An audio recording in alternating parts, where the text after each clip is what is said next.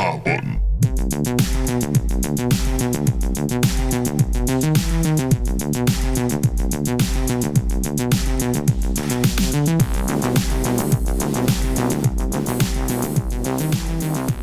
So I got a question.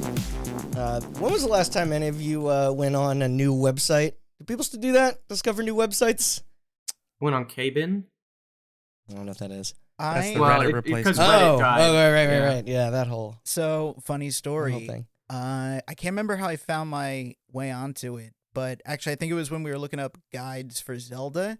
I found an old HTML 1.0 WorldStar fan site for Ocarina of Time. And it was like Wow. the worst layout ever. Most of the links were broken. It was just all over the place. I'm sure it's happened to all of us where when you look up something and then like you'll get the old game fac of it, and then you have to scroll through like the ASCII art.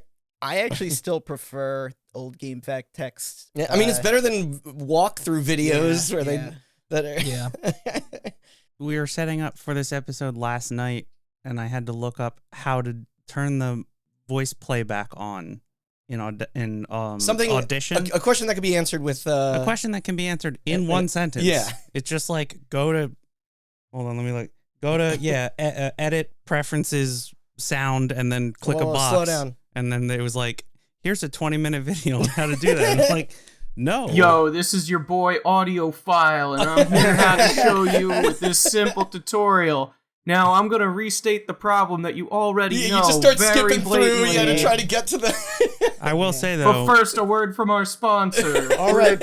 Now, before that, let's get into the history of this program. Yeah. I will say their dubstep intros are a little bit crisper, though. Yeah. So, To answer your question, that's Randy, positive. I use DuckDuckGo, so I'm always finding new websites. Okay. Because DuckDuckGo will show you the stuff that's on like page 7 of Google. Yeah. Cool. I was going to say, I have started. Google searches are shit now. I have started kind of moving over to DuckDuckGo. It's like, it still doesn't get me quite what I want, but it's better than Google, which just shoves a bunch of sponsored stuff up at the top. Yeah. I use it as the first round, and then if I can't find it, then I'll So you're saying that DuckDuckGo is the Aladdin of the internet? Explain. Yeah, It can show you the world. Oh, okay. No, I think that's the. I think Takes that's you called. past your No. castle. I think that's called the Onion Relay. Oh, okay. I have a genie's wish that you didn't make that joke. You and me both. But yeah, Chris, same thing. It's like I'm starting to slowly, and it's like their algorithm is getting better over time. Google's just filled with trash they want you to buy now. That's it. They don't nothing useful. I love consuming products, though. Did you ever consider that? How about services? How do you feel about those? Even better. What about games? What as a about when they're service? products that call themselves services so they can keep charging you over and over again? I'm an idiot. Yeah. Give it to me. To be honest, I have 20 active subscriptions right now. Couldn't tell you what half of them are too. I did bring up Adobe earlier. Oh, perfect example. Yes. Wow. Love paying like $600 a year to put a fucking God, there's so many segues. I put don't know an where eye to. patch on James Bond for I 3 guess you seconds could or consider whatever. yourself a dummy. Yeah. Speaking of segues, Yeah. Speaking of reference, Just off. wait till you guys hear about this.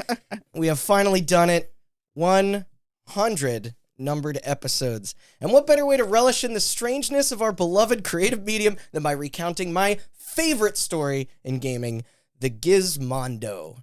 An abject failure of proportions so epic, so unbelievable, and so stupid that even the idea of attempting to turn this clusterfuck into a film has been called just too outright preposterous to work without endless accusations of doubt.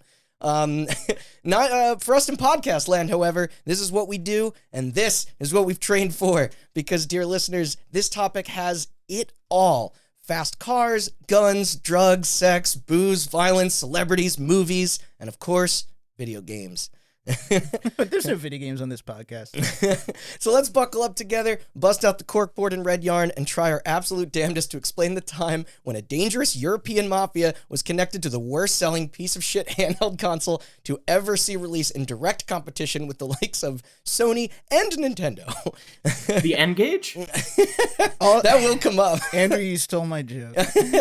What's the Tapwave Zodiac. Come on. So this is Hot Button. I'm your organized crime researcher for the evening, Randall Beatrice, in the room with Austin Blakesley, Hello. Sean Chambers, I'm your sniper. Matt Nudaboom, Hello. and Chris Nudaboom. Hello. Good to have you both on the same recording for a change. Also joining us via Discord, Andrew Banks. Yeah, I wasn't convinced that they were different people until you had them in the same room, really. Everyone is here, Smash Brothers style. The whole shebang. Now, who's ready to laugh, be confused, and get angry? Because the drama of this thing hits pretty much immediately. No leads buried. Chapter 1 is a doozy to take in. All right. Yeah. My body is ready. So it's impossible to talk about the Gizmondo without first telling the seedy origins of Mr. Bo Stefan M. Eriksson, or as the Swedish police refer to him as Fat Steve. Also, the banker. I told you the shit writes Dude, itself. this criminal's already got a nickname. He's got 2 nicknames. Yeah. Also, any relation to the Ericsson line of electronic? Wasn't there like Ericsson phones? Yeah, Yeah, Sony. Sony. Sony Ericsson. Yeah. So he was born on December 14th, 1961 in Uppsala, the 4th largest city in the great nation of Sweden, northwest of Stockholm. You've been there, Austin. I have not been to Uppsala. I've been to Stockholm. That's what I mean. Yeah. Bunch of thieves and degenerates anyway. Yeah, they got like healthcare and Yeah. public transportation, walkable cities. Yeah.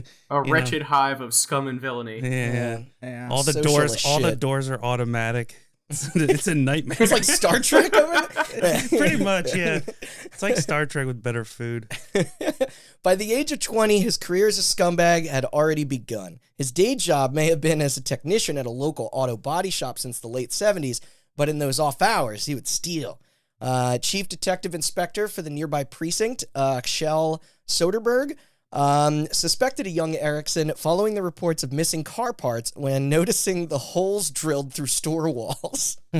Okay. It's his MO. See these trying to drill holes in the wall? An act that require access to the necessary tools needed for a move like that. Quote, he was more imaginative than other thieves. I don't know. It doesn't sound that brilliant. No. You see him growing up in like kindergarten. You got a real imagination for this stealing stuff, kid. I am waiting for Beginning the of yes Oceans. and on the holes in the wall. Yeah. But he got away with it. I mean, that was until getting caught for the theft of a vehicle, which then landed him a 3-month sentence in jail in 1981. Whoa, man. Jail sentences are pretty lenient. He stole a car? 3 months? What year was that you said? 1981. So that's when Grand Theft Auto came out. I also think I heard something or read something that actually Swedish prisons aren't that bad. Actually, I think a lot of Scandinavian countries don't have the same kind of views of capital punishment that we do. Yeah, So he yeah. had a vacation, you're saying? Yeah. Yeah, he accidentally left one of his drill bits on site, and the police traced it back to him. That's how they caught him. Yeah, the difference is like Scandinavian prisons, like Finnish and stuff like Yeah, I that. know, like Norway. Like you will go there and then they'll send you home for the weekend and they'll drive you home. Well, that's because if you think about it, they can't leave the prison. There's no like I've heard that there's very few protections to keep the prisoners there. They stay there voluntarily because they're built in the middle of nowhere to the point that where are you gonna go? Yeah. They're like, go ahead, walk home. I dare That's you. funny. I know that a lot of them have their maximum sentencing is like 20-something years. Yeah, I think they just Regardless of how heinous firmly the- believe in reform as Yeah. opposed to They're gonna cheap labor and incarceration. They're gonna walk home to Stockholm. They're doing it wrong. Yeah. Also, really, Sweden itself is the prison. You know, it's just they leave and then I would it's- like Sweden to seems pretty correct for the cool. record. I've been there. It's beautiful. Yeah. And it's way better than know this what? country. You picked the wrong country to try Yeah, to pick on. thank you. Yeah. I was about to say Yeah. Sweden's too Everybody nice. is so nice. Don't worry, we're going to be world hopping, so in case we want to dog pile Well- on some other... Try Djibouti or Somalia. I think they might have some Nazis, but I think that's everybody now. Yeah. No more than Poland. Post his release, he started building his own underground gang. He also kept the quote-unquote fat portion of his alias, despite joining a gym and bulking up. Those around him describe his physique as being similar to that of a linebacker. One of his closer cohorts was a man called the Torpedo, real name Johan Nander, a muscular mixed martial artist whose role in the crew was to collect protection debts. Another right-hander to him was ex-convict Peter Oof. The information I could find list him as, quote, a shrewd operator with a violent past surrounding financial dealings. He probably served as their business guy. All right, now who is the explosives expert? I know. Yeah. This is like Ocean's fucking like. I already told you I'm the sniper, all right? Yeah. Don't leave I'll me be the out. getaway driver. I don't know, man. You're gonna have to fight Oof for that. That guy sounds like he stubs his toe in every room. Nah, man, that's a gut check, right? You get punched right in the gut. Hold on. Oof wasn't his given name at birth. Yeah. Can you say his first name? Peter. Okay, I'm gonna edit in the oof from Roblox. Oh, dude, from the. His Right after name. that. His Don't name. get sued by Tommy Tellerico, man. That's my goal.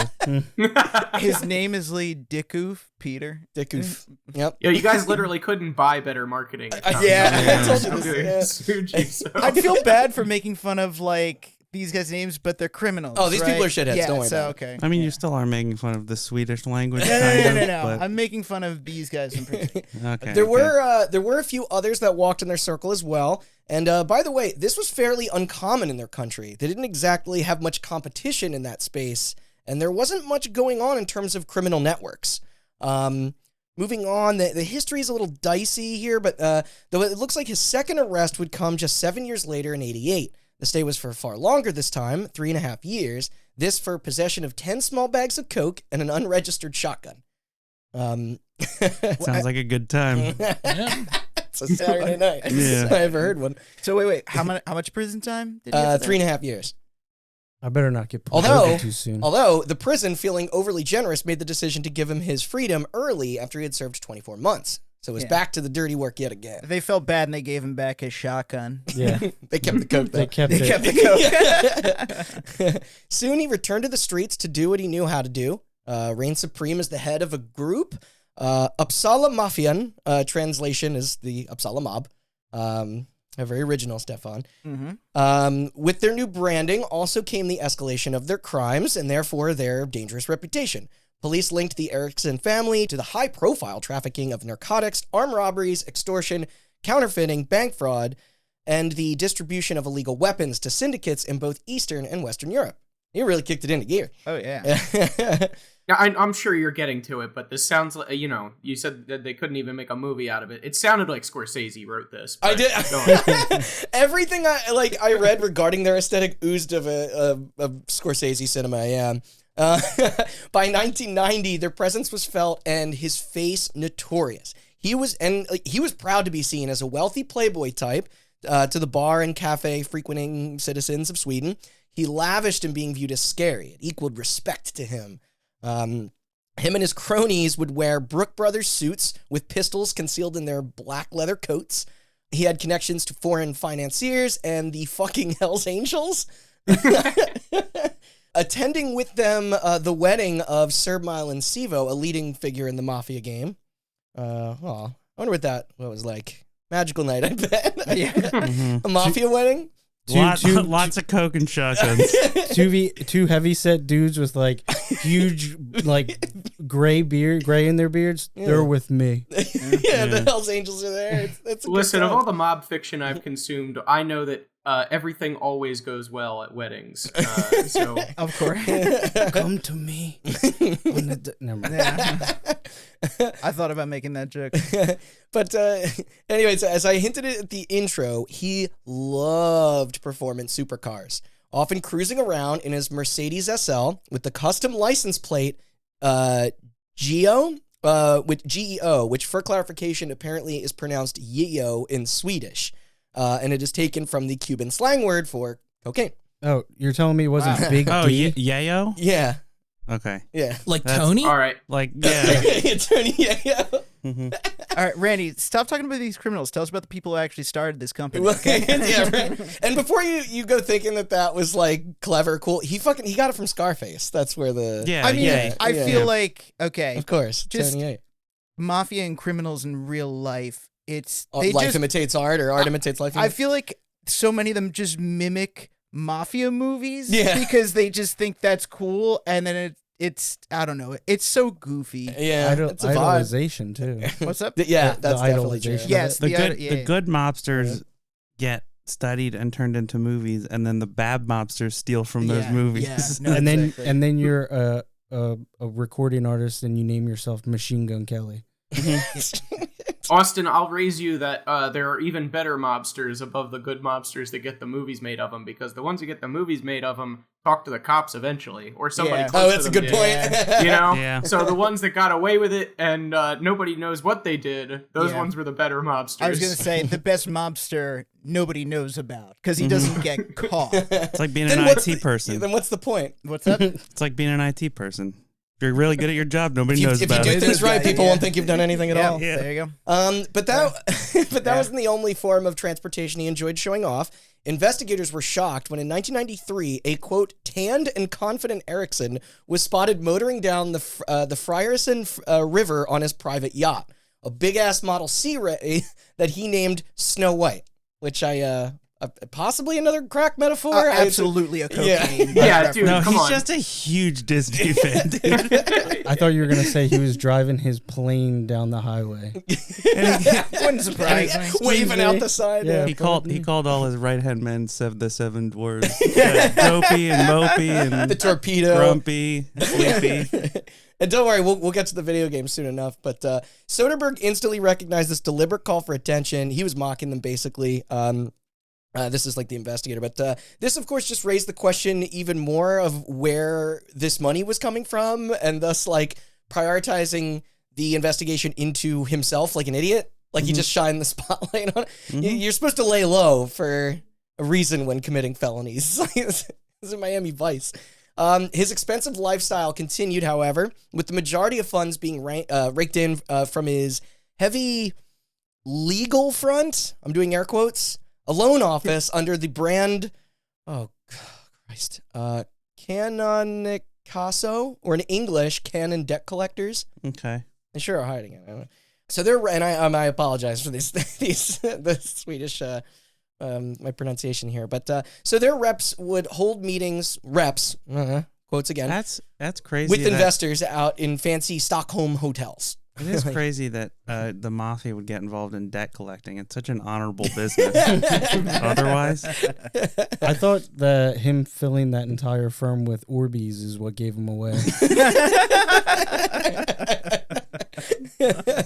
So they're riding high. The problem was when one of these proposed partnerships went horribly wrong for our villain protagonist. That's when shit would hit the fan. It appears he attempted to defraud the Gero Central National Bank of 22 million kroner and got. Factoring in the exchange rate, I believe it's about 2.6 million USD. I was gonna say Croner's not that much. Jail sentence, 2 weeks. yeah. Slap on the wrist. Out on good behavior. Yeah. But Don't do it again. I promise. He gave it all back. It's okay. I'm gonna wag my finger 6 times. He walked in, and everybody at the jail was like, third time. That's right, Hat Bobby, yeah. Yeah, It's like Cheers. Everyone knows his The name. judge Yo, just man. goes, fool me once, shame on you. Fool me twice, shame on me. Ah. They just punch his frequent customer Yeah. card. You get a free sandwich. No, it's Yeah, a get at out the of jail 11th free. punch, you get a jail free card. But him and his buddy Peter were each found guilty of that fraud and counterfeiting. Not that trying to inject those fake bills was Stefan's single charge. Check out this rap sheet. You had several allegations of physical assault. One instance was during a home invasion in which he broke into a person's house, destroyed their property, and punched him in the head and face repeatedly. He also held a knife to a man's throat, threatened to remove his fingers, and shoved a loaded gun into his mouth to intimidate him into collecting, I presume. He just entered the wrong house. He thought they were the home invader. He wanted him to taste his new flavored bullets. Honestly, more victims would have likely brought further evidence forward, or would have testified against him, but many remain silent out of fear for their safety. I also think if they're probably dealing with him, they were probably doing something illegal as well. Yeah, yeah, exactly. I have no doubt. At the very least, willful blindness. Yeah. There was an unnamed eyewitness who later survived 2 bomb attacks for their position on the case.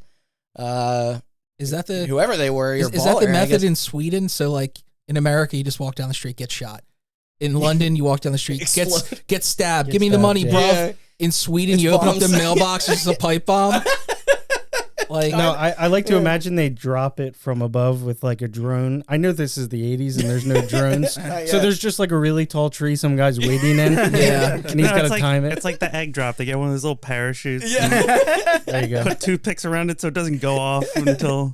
I don't even think this is the last time explosives are going to come up in this. But so he was sentenced to 10 years. Well earned. And while being behind bars on those counts, he was indicted in a separate case for enlisting at least one bank employee to falsify slips so that cash would be diverted over to his contacts, as well as his secret personal account in Spain. oh, Those were estimated at $7 million in additional. the old check fraud. Yeah. Thank God most people don't know what checks are anymore. Well, when was the last time you cut a check? You know, like. Actually, a few months ago, to pay my taxes, the Treasury only accepts checks. Wow. Yeah, when I was paying my health insurance, they didn't have an online portal. I had to mail them a check Our every fucking month. water company finally just switched off of like. I I pay think a township. security deposit was probably the last time for me. That makes sense. I have to pay township water and sewage. You drop it off and it's a check. Yep. It's a check. I only use checks to defraud people. Yeah. You don't need Smart. to fraud with checks anymore. You just work with a bank. Didn't HSBC get fined billions of dollars for laundering money for the Mexican cartel? They most certainly Yes, did. several times, I think. Yeah. Yeah. Washed it real clean. Turns out that fine they got the first time didn't really affect them. Turns out they had enough money from the cartels to pay it off. Yeah. They should have committed the crime. Time, I was going to say, one time I had a paycheck go missing, and it ended up in an HSBC bank. Just, strangely. Nobody ever found the cause. Nobody looked into it. I thought it was pretty weird. But I had to, hunt it down at an HSBC branch, and they were like, oh, yeah, the account that this ended up in, this guy just has so much money, he was unlikely to notice your check. I was like, well, great. How did it get there? I don't want this to happen again. And he had no answers. That was the end of it. Of course he didn't. You got to get TD Bank, man. They just get hacked every They got hacked week. yesterday. I know. I said every week. Yo, HSBC, they should have committed this crime in Sweden. They would have gotten $30 fine. Guys, I don't have business with HSBC. It just ended up in an HSBC account. Yeah. They just take away the lingonberry jam at dinner. That's the punishment. Nice. Jumping ahead to his eventual release in 2000, Homeboy needed to get back on that horse with a new con. This through a teaming up with old friend Carl Freer. Who was Carl Freer? Another career criminal. Duh. Except he hadn't been caught yet. Even when law enforcement suspected his questionable practices for over a decade. That's a good joke. The first occasion being at age of 18 when he forged his parents' signature on a loan, something he remains adamant about not doing. Labeled as having great talent as a salesman and recognizing Ericsson's knack for the same, he hired the crook to come work for him in Stockholm for a private venture called, ready? Eagle Eye Scandinavian Ltd. Great salesman just sounds like great bullshit. Who specialized in telecommunications and global positioning systems. What year? Yeah. 2000. Oh, 2000. Mm-hmm. Really sped up. Really? Yeah. Well, he was in jail for 10 years. So okay. That was 1990 to 2000. They didn't let him out? No, not this time. 3 months? Yeah. You haven't said a swear word in a while, so we're just going to let you go home. On the side, he also managed a media firm and production studio run out of Spain and a luxury automotive dealership in Cannes, France. A true high-rolling entrepreneur. Wait, Con? Mm-hmm. Is it Cannes? Cannes. Cannes? Yeah. Con. That's how it's pronounced? Mm-hmm. That's where the film festival is. Wait. Yeah. I always called it Cannes Film Festival. No, I it's always Con. called it cans. I called it Cannes. Yeah. Wait. Just French, to reiterate. French lesson for everybody in the room and listening, and Andrew on Discord. I don't want to. If you're saying a French word, just leave the last syllable out. Actually, we just me and Andrew discussed this. How to pronounce French? Okay, you've got 9 letters. Pronounce 4 of them. Yeah, That's and then it. gag on the And then last gag, one. yeah. Con. Or I've been told that try Yeah.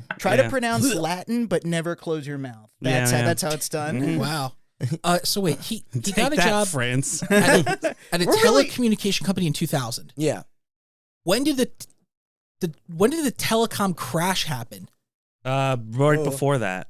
No, .com was 2000. The .com crash. But I thought the telecom when was Enron? 2001? Oh, 2003 or 4? I know. It's 2002. Okay, I'm very familiar with the Enron documentary. Yeah, same. It's been a while since I've seen it, but Yeah, Enron's fraud survived the beginning of the .com burst, but it probably was dead by like 02, 03. So this guy got a job at a telecommunications company that's clearly a front at the end of a bubble. yeah. Wow. Yeah. I'll tell you one business that won't, bubble up like that. The .com business. That's true. Crypto. Yeah. NFTs. So Carl Freer, he was verbose, determined, and above all else, Swedish. No, he was careful, unlike Ericsson. Okay. In 2001 or 2002, depending on the source, Freer relocated to London to oversee a merger between Eagle Eye and a former flooring renovation contractor with offices in Jacksonville, Florida, named Floor Decor. I like that. That's my favorite genre of music. It's just remixes of Florida Georgia Line. It's just yacht rock. Remixes of yacht rock. Yeah. Upon joining, the company reemerged as Tiger Telematics and bizarrely pivoted into manufacturing electronic child tracking devices and other wireless technology that could find people, quote, down to the street level in countries throughout the world. So this place, by the way, they were publicly traded. This under the ticker symbol Tiger, well TIGR. And they then onboarded not only Ericsson, but also Johan the Torpedo Wenander, and you guessed it, Peter Oof. Gang's all here. And the trio soon raised 160 million pounds and reached a market cap of 1 billion. Listen, being publicly traded is not a big deal. FaZe Clan is publicly traded. Are they really? Yeah, not for much longer, but Yeah. There's You just have to file the paperwork. No, there's easier ways. Most of the time, they will buy out a company that already has a stock ticker. Oh, and they just reuse it? Yeah, it's a form of merger. A reverse merger is what it's Okay, called. that There makes you sense. go. sounds You like buy sex a move. company that's going under so that you can get a place on the stock market without having to do an Do all the initial paperwork. public offering. Yeah, it's easier to merge a failing company and your company than it is to get To make on get a new one, stock file for a new exchange. one. Yeah. Sounds like cutting in line. So this fellow was determined, and with the rise of digital handhelds, your cell phones, music players, Game Boys, Freer's passion shifted to, quote, video toys, I'm aimed at a mass audience. Many people close to the man described him as a technological visionary with extraordinary business skills whose father was a nuclear engineer and IBM programmer. What are we talking about? There's little joysticks that have like 40 Pac-Man games on it. That you plug into the the plug and TV. play in the TV. Yeah. Wait, that's called At Games. The company. Yeah, It's the who at owns symbol. Miss Pac-Man? Yep. Were you about to tell me that there is a separate electronics company called Tiger? That is, Yeah, I Yes. was just about to say. This is not not Tiger Electronics. Tiger Electronics. This is Tiger Telematics. Tiger Electronics made those shitty little Just clarifying monochrome so it toys. doesn't get confusing Yeah. for me and everybody else. No, good call. I should have done that. Because Sorry. you said Tiger Telematics and I did a double take. I was like, that's not the Tiger that made like the football handhelds, right? Carl Freer. So his chubby appearance and boyish face supposedly gave him an infectious charm that often impressed financial backers of his projects. I will say A kind of cult of personality type. the chubby appearance and a boyish face does not equal charm. Yeah. I Where the hell's all of my missing I charm, speak, I man? speak from life This was experience. from like the Chronicle, I think. Like it's I feel like whenever you hear about like basically business disasters where it's like no one knew he was lying the entire time, it always starts like this. It's like, Yeah. well, he was very charming. People wanted to work for him. They believed in his vision, and it's like, hasn't anybody learned yet? Yeah, It's just like, Riz goes a long way, man. Yeah, his chub- This is the entire archetype of a confidence man, right? Yeah, that's, yeah. and Yeah, which absolutely. like Look, I only know a little bit about the rest of this story, but I'm pretty sure that archetype's going to hold up. So continue. Yeah. But him and Steve Carroll, his head of hardware tech, were elated to shake up the industry with a hot new mobile gaming console that could also play music and movies, be able to take pictures with a built-in camera, send and receive email, and sport a functioning GPS using their previous developments in that field. And with that, the Gizmondo idea was born. Not the Xbox One? Great fucking name, by the way. Although initially it was revealed as a game track with a Q, so good on him for dropping that later too. Could you imagine if That's that so mid 2000s. It is. Yeah, like imagine if that word became like, a household name, right? Like the Gizmondo. It's like you kind of see how they arrive there. Although the like, Gizmodo website, the tech website, that would get confusing. I don't know. Sure, and it's like GameSpot, it's something. GameStop. Yeah. Oh man. Yeah, I immediately went there too. But yeah, it's a very like inoffensive name to arrive at. Yeah, no, it's super innocuous sounding. It definitely takes the news behind it. It takes me to that era. I'm inline rollerblading, eating Dunkaroos, and chugging Sunny D while I get beat up in the 3rd grade.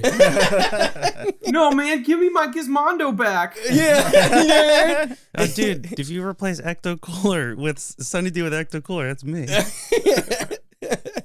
And so from day one, the intention was indeed to rival Nintendo and Sony for that portion of the market. Perhaps from noticing the colossal success of the freshly released Game Boy Advance and hearing early talks of the PlayStation Portable. When I saw the Game Boy Advance, I thought, this thing's not that great. It'll be easy to take this down. I also thought that. I said the same thing when I saw the 360. Yeah. I didn't think this is one of the best handhelds ever made. Yeah, everyone else is doing it. Yeah. What is it? So they're building in London, then moved to the center of the city on the stylish Regent Street. The staff grew in size with Mike Carriander appointed as CEO. This while Ericsson was handed the role of director with an annual salary of £1.1 million, along with a $145,000 bonus and an additional car allowance of 5Gs per month. Hell, even the secretary, girlfriend of Carol, was making $700K. We're in London? Mm-hmm. So the dead center.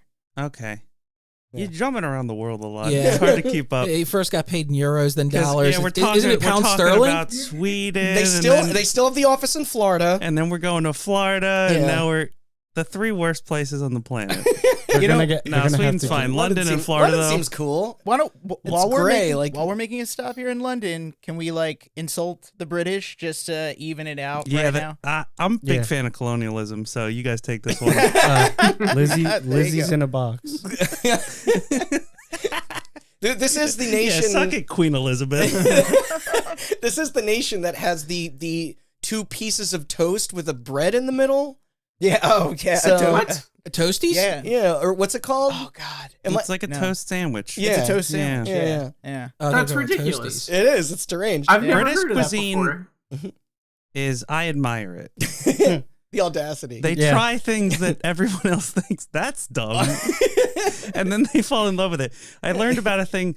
Tangent. I learned about a thing recently. There's a smaller village in the UK, and their dish, their town dish, is a meat pie on a burger bun. Okay. Oh. Okay. So it's like a little, picture that. like a little beef pot pie, but then they put it on a burger bun. That's just like their thing. Yeah.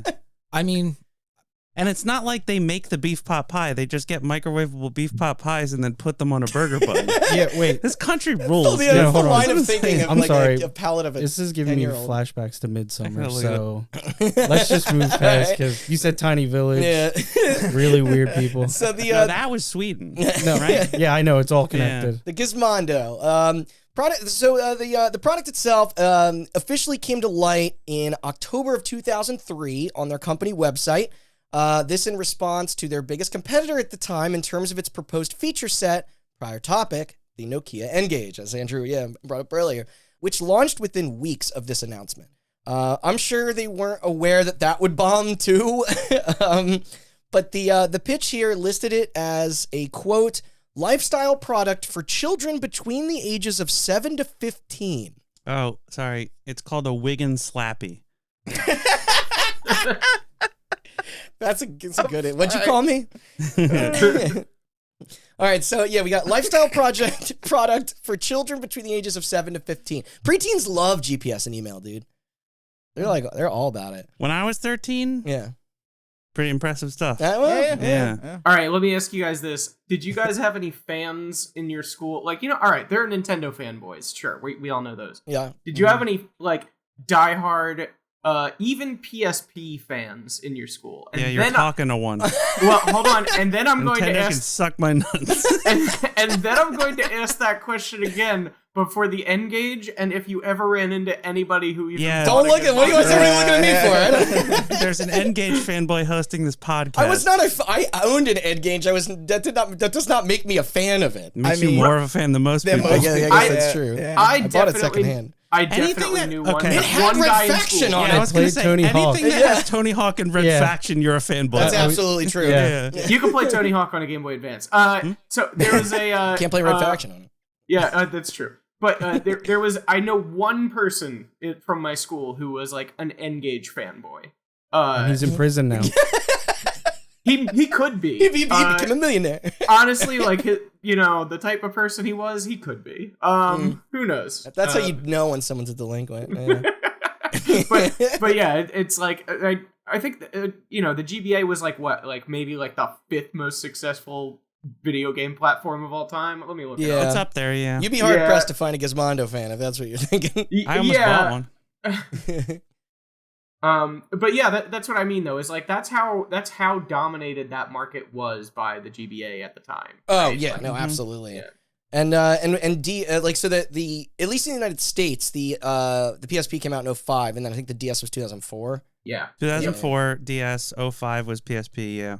Though I think the PSP 10th, was in 10th most successful development for- game platform of all time. Was the that GBA. really? That's actually The low. DS was higher. It was, I know that. but I know the PSP was took longer to. Because the to get DS out. is one of the most successful of all Yeah. time. Mhm. That's very true.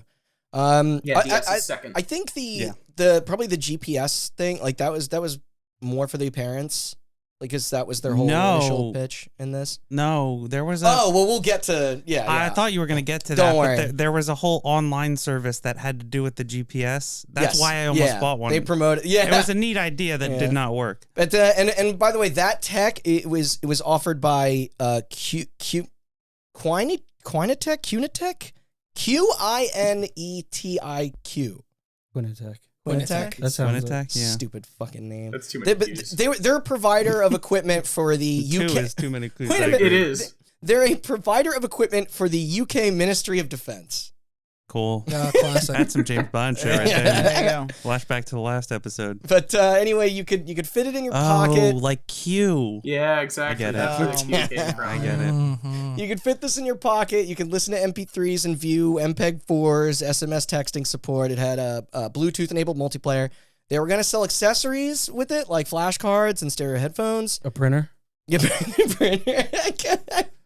A noodly light. a rumble pack. Yeah, a worm light. The big, what was this? The magnifying Yeah, the thing, magnifying screen.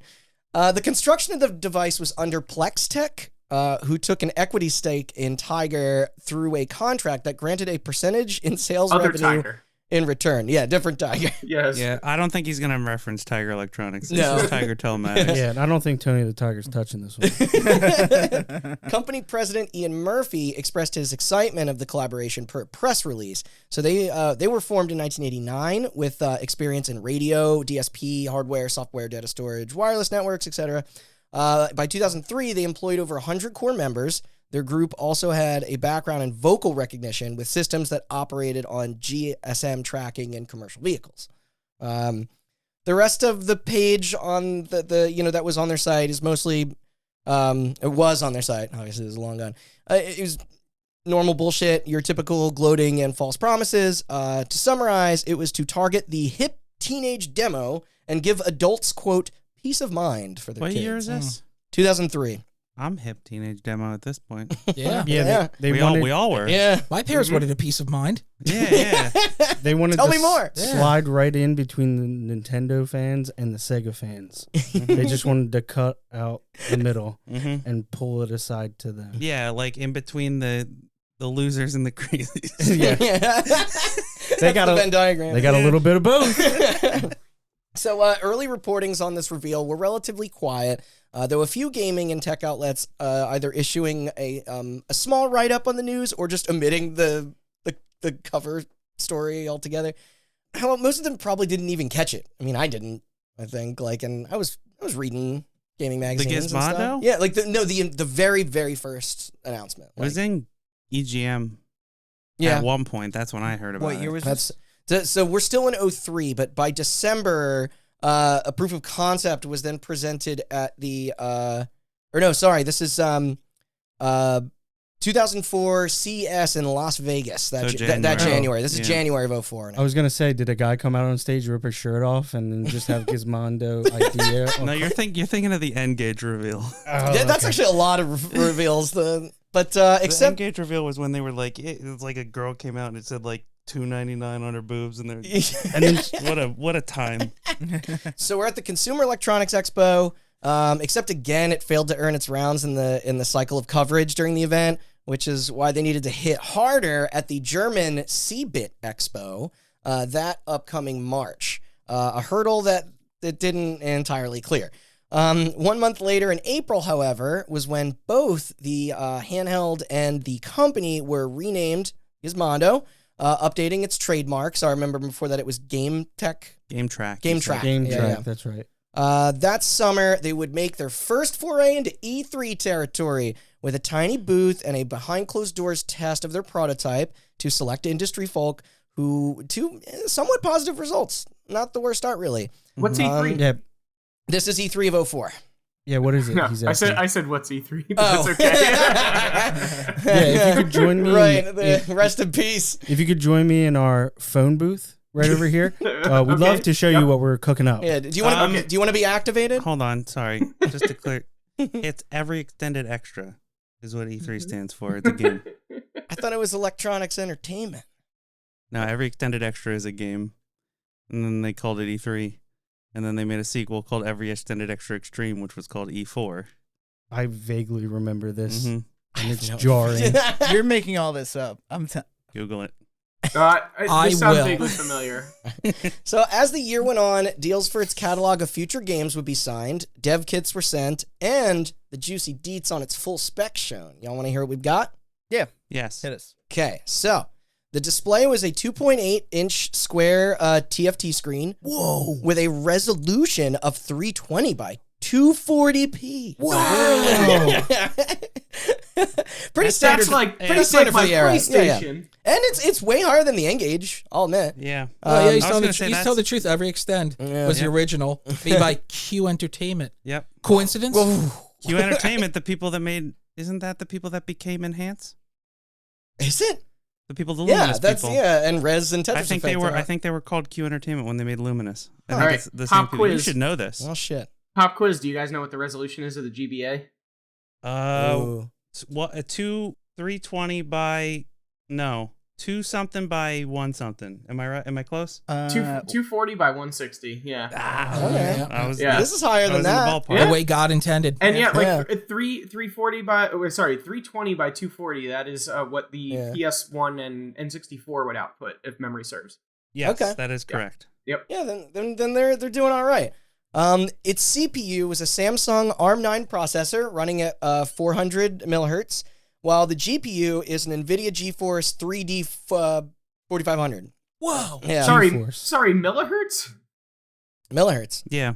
Really? Megahertz. Oh, there we go. Sorry. Okay. Wrong. I'm an idiot. Wrong direction. Millihertz. And I'm not sure how comparable that is to a DS.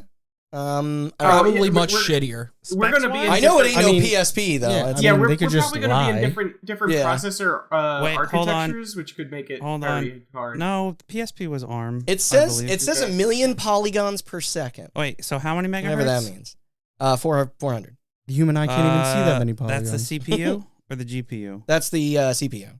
It is higher than the DS. PSP was 333 megahertz. Fuck out it. Then they're full of shit. It was a MIPS processor. This thing was not more powerful than CPU. GPU. No, sorry, yeah. Keep in mind, like different generations of CPU, especially around this era, and I can't say which one is which between the PSP and any of these other handhelds, but they would have different amounts of instructions per cycle. So that was the big thing, right? Like Intel Pentium processors would have like 4 instructions. I'm just gonna make up some numbers, but this is what I remember from 20 years ago now. But it was like if you have like let's say you have like a Pentium processor that's like 3.5 gigahertz or something like that. You'd be like, whoa, that's super fast. But then the AMD processor is like 2 gigahertz, but it's way faster, and it's because it's doing more instructions per cycle. Okay, for me, maybe it was more of the GPU. So for every hertz for every cycle you are doing more, right? So you just sound like an N-Gage fan. I can't trust anything you say, dude. Yo, man, I'm over here side talking. All right, Side talking. The PSP, however, did have a 480 by 272 screen. Yeah, take that. Blistering Wow. 480p. Also, this thing we got. No, not 480p. No. 480p. yeah. 480 We is got- the smaller number. We got 1.2 megabytes of RAM, 16-bit DDR, and 64 Wait, megabyte ROM. the 1.2 megabytes of RAM? Yeah, Okay, yeah, that's way lower than the there you go. PSP. There is an internal speaker, Bluetooth, as I've already stated, GSM tri-band for the mobile stuff, an earphone jack, SD card reader, a mini USB for computer connectivity and charging, removable SIM and battery, multimedia playback on those MPEG-4s, MP3s, as well as WAV and MIDI files, a JPEG camera, GPS, SMS, and MMS support. Yep.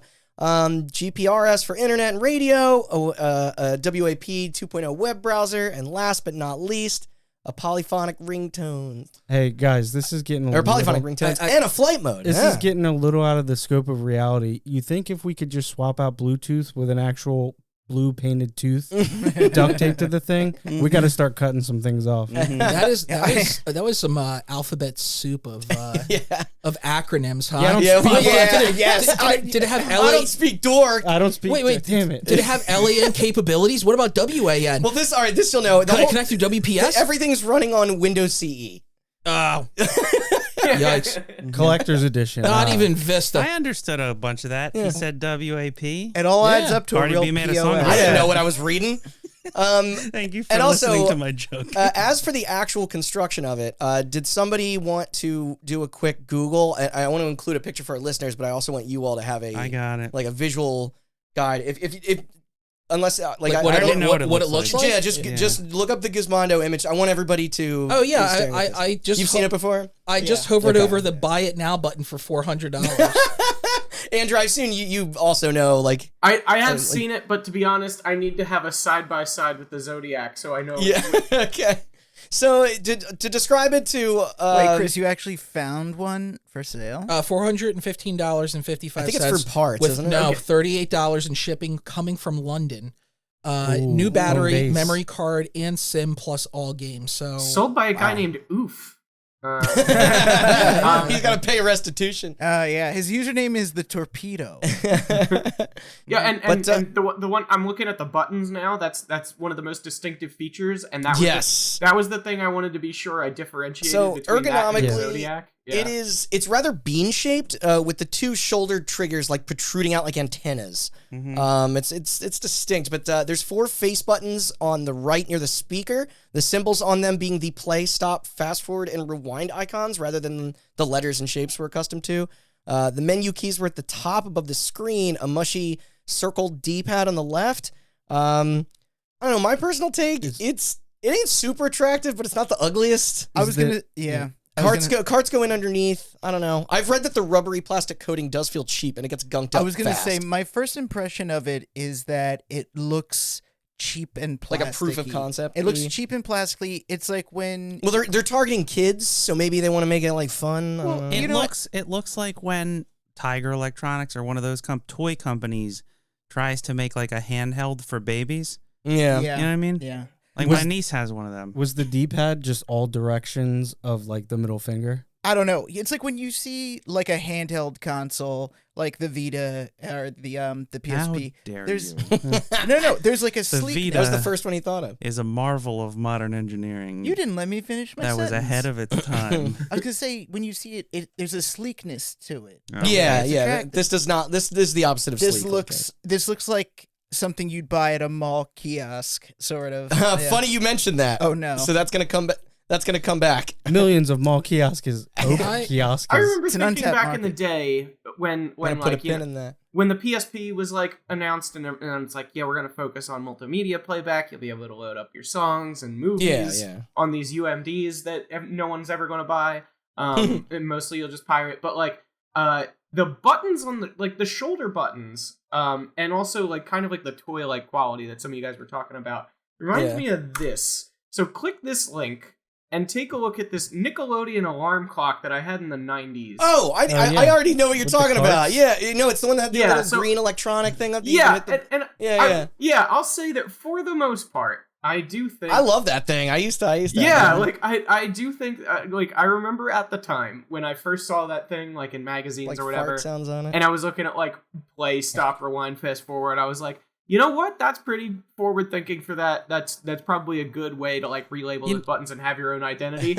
But also like, man, those shoulder buttons do look like that big red button on an alarm clock. Like, Yeah. It was a different time. I understand that, but you know what it reminds me of now? Because to your point of like the Vita looking really slick. Yeah. Like that's more modern. It is. They wanted to look. Yeah.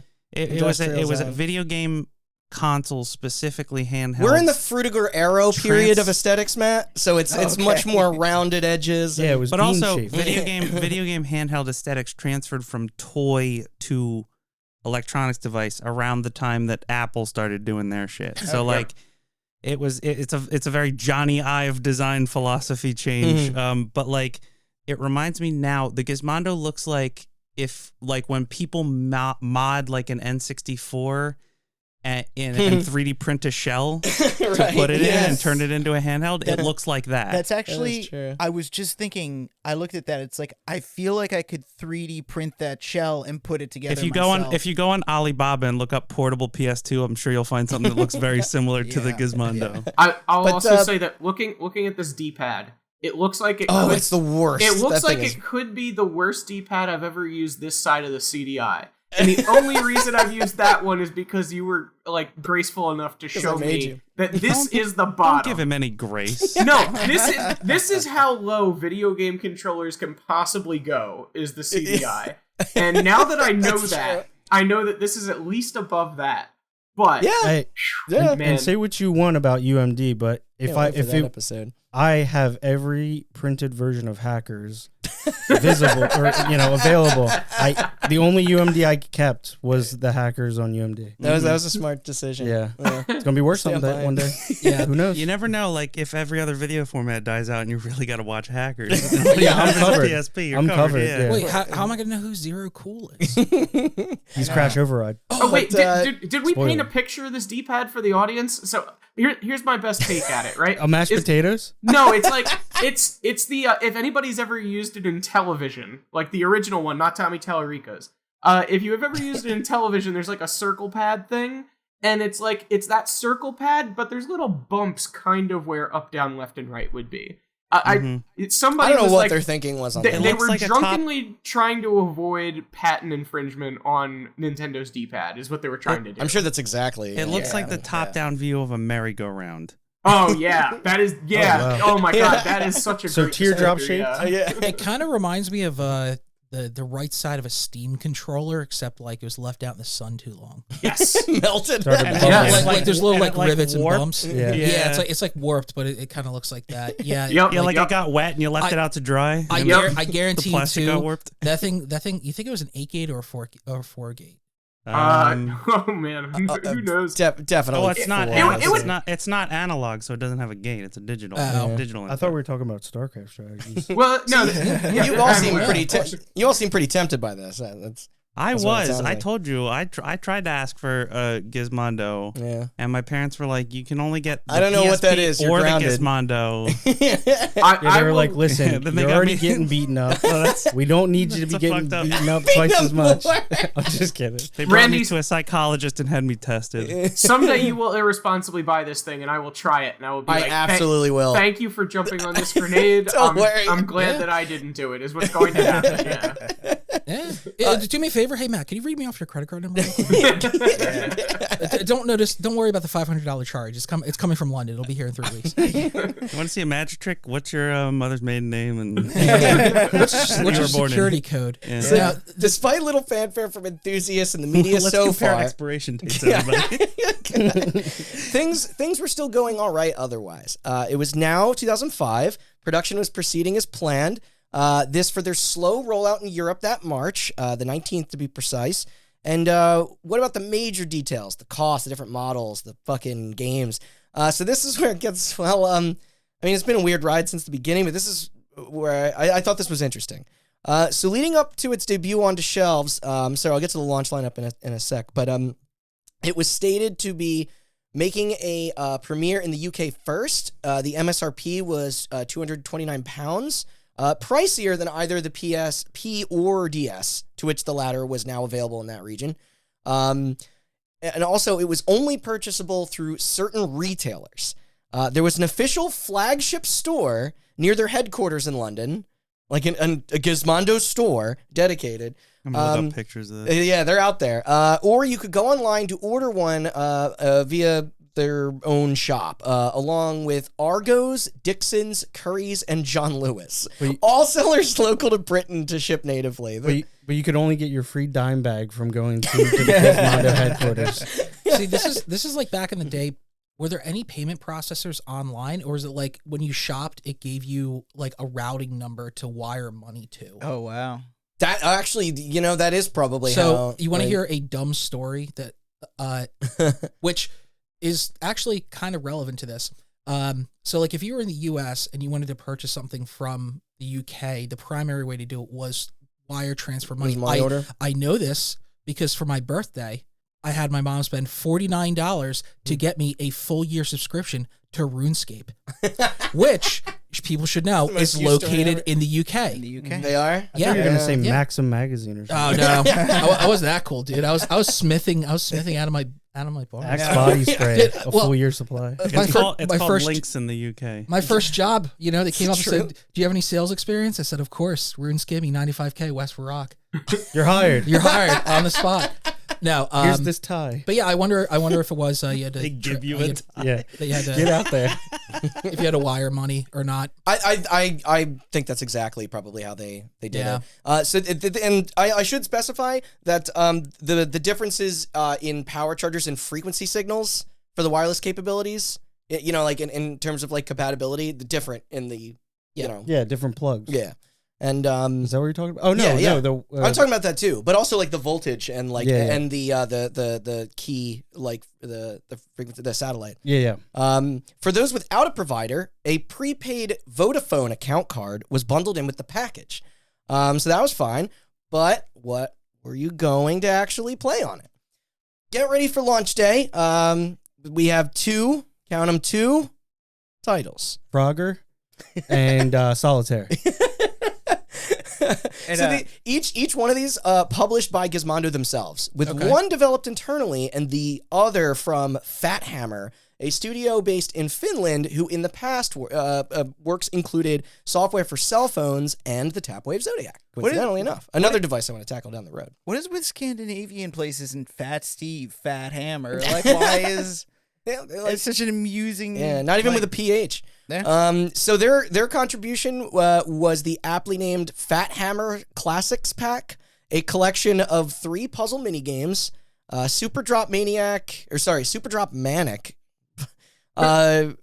Stunt Car Extreme, and Angelfish. There's footage online. It looks like a flash. What I'm hearing is, well, first off, how could you have a classics if no one knows what it is? No, they're They're classics, dude. They're like, oh, I've read the classics. It was like, oh, that's like Shakespeare and Don It's like Quixote. the drunkest guy It's like- at the party that's like- trying to convince you to do something stupid. And Someone- he's like, come on, it's going to be a classic, dude. It's going to be classic. Someone Sorry. should look up to see if Yeah, that's what they're saying. These are gonna be classics. Oh, these are going to be classics. Yeah, I yeah. thought they were like classics on like Nokia cell phones.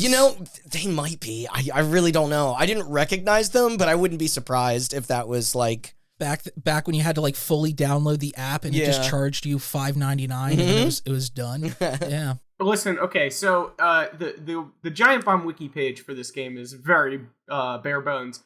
But let's just say the Fat Hammer Classics the pack? Fat Hammer Classics pack. I'm sorry that I'm cheating by looking at this page because I know some of the No, other you're things right. that are coming up. One of which, Yeah. if you don't mention the title of this game, I will bring it up Oh, myself. don't worry. The live. There's not a lot to I know cover, it's so I'm gotta gonna, be I'm on gonna the go list, through so all I'll of them. let you get there. But Yeah. I think that I'm going to guess that when they named it the Fat Hammer Classics pack, they're like, well, if you just call it Classics, people are going to think that it's something that they should know about. Right? So, Yeah. Which is accurate. Yeah. I'm fairly sure they just ripped those off of Newgrounds. They're just Flash games. Might be, yeah. yeah. Angel Fish is Newgrounds, just huh? that Yeah, fishy. yeah. There's alien hominid? I wish. So our guys came. Actually, Alien Hominid's going to come up. Yep, Oh, wow. it will. Wow. It will. Yeah. So our guys came to the plate, like the internal studio, with an expanded port of Trailblazer, a ball racing game from the fucking ZX Spectrum and Commodore 64. The preteens are they're gonna go crazy for it. But you know what? You can't have a product drop to promote something so massive without a goddamn party to go with it, right? So what did our fine illegitimate businessmen put together? They threw a shindig at that store on Regent Street and invited a few stars to drum up hype, encourage that public to come join in on the festivities. You had Jody Kidd, a fashion model / television personality / race car driver, a common theme we'll see more of moving forward. Which Top part? Gear. I'm sorry, that was I don't a know. lot. Top Gear and Celebrity Master Chef were among her TV credits. Oh, I was talking about race car stuff. Okay. But also making an appearance were musicians Busta Rhymes and Pharrell Williams, Cool. both of whom performed at the event. I couldn't find video. There are pictures. The tactic was it resulted in like a low to moderate achievement. Attendance records are spotty, although it was reported that 1,000 units were sold to customers there within the hour. Okay. Okay. Yeah. I imagine that was probably the ticket to entry, right?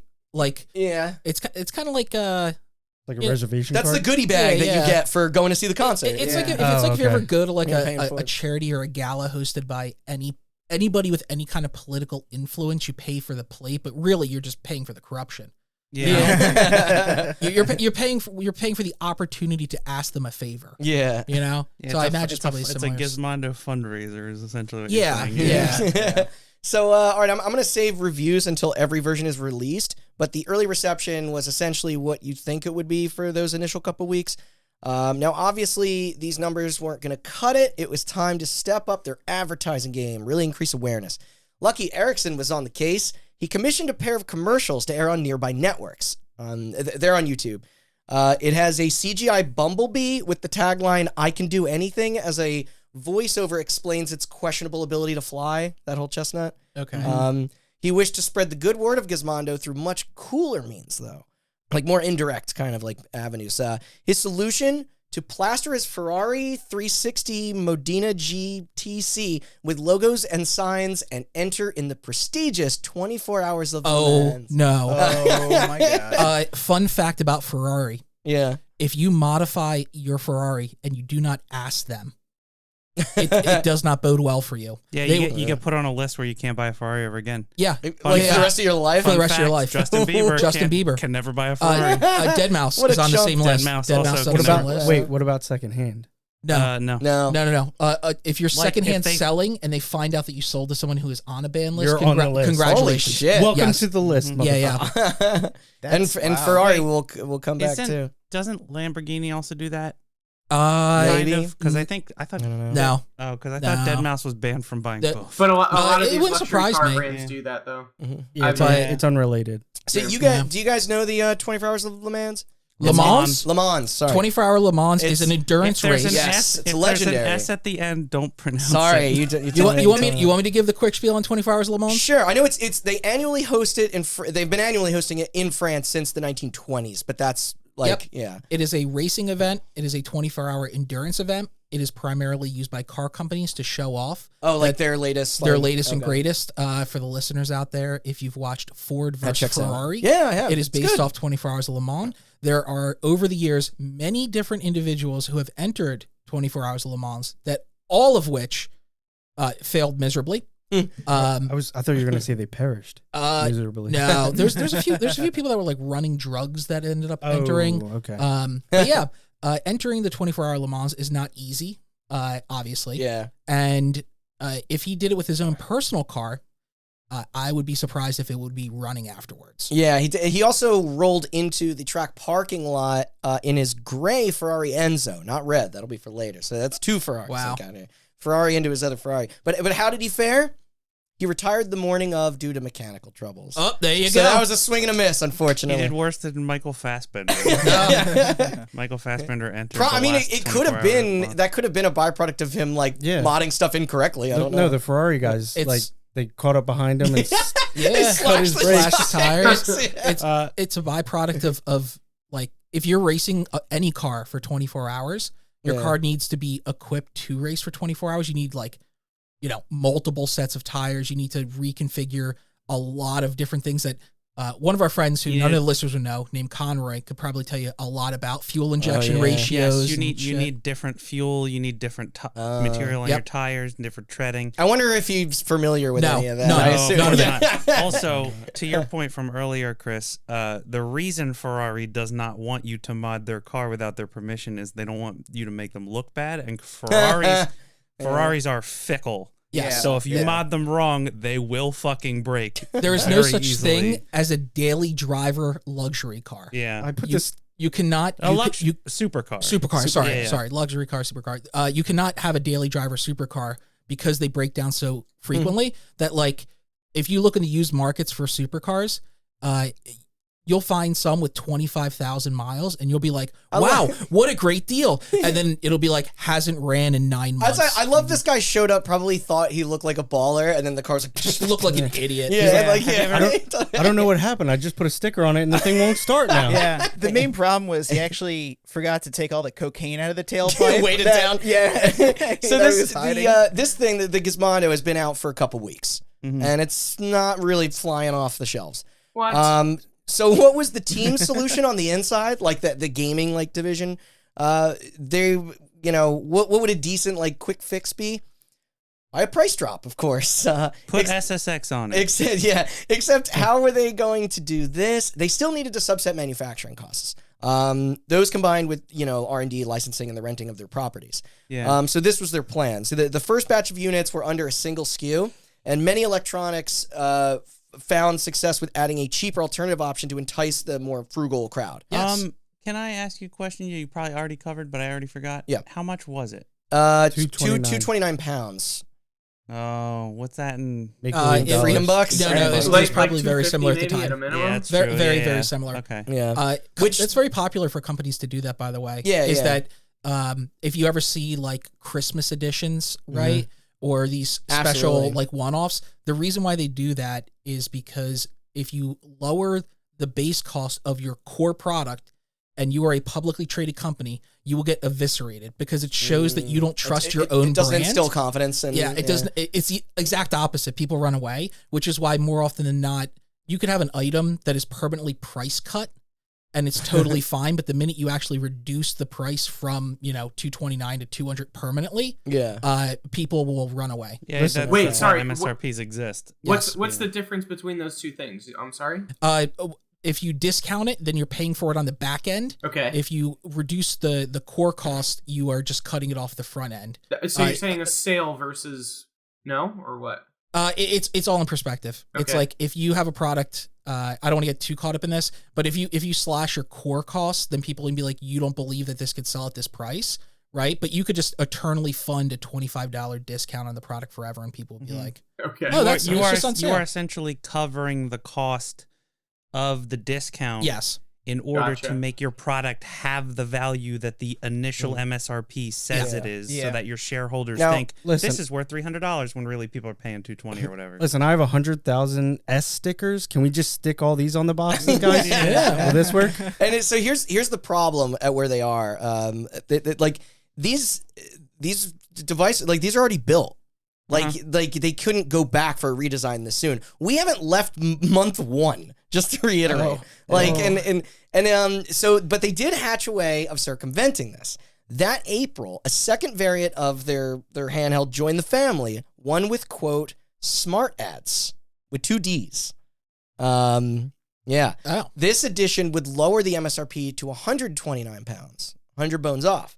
And it allowed partners to subsidize their spending by displaying said ads to the screens of that user base during random intervals on the the device's homepage. Yeah. Oh, That no. is that is On the surprisingly Gizmondo, very forward thinking because now we pay full price and have that. Yeah. Yeah. Yeah. Amazon does that.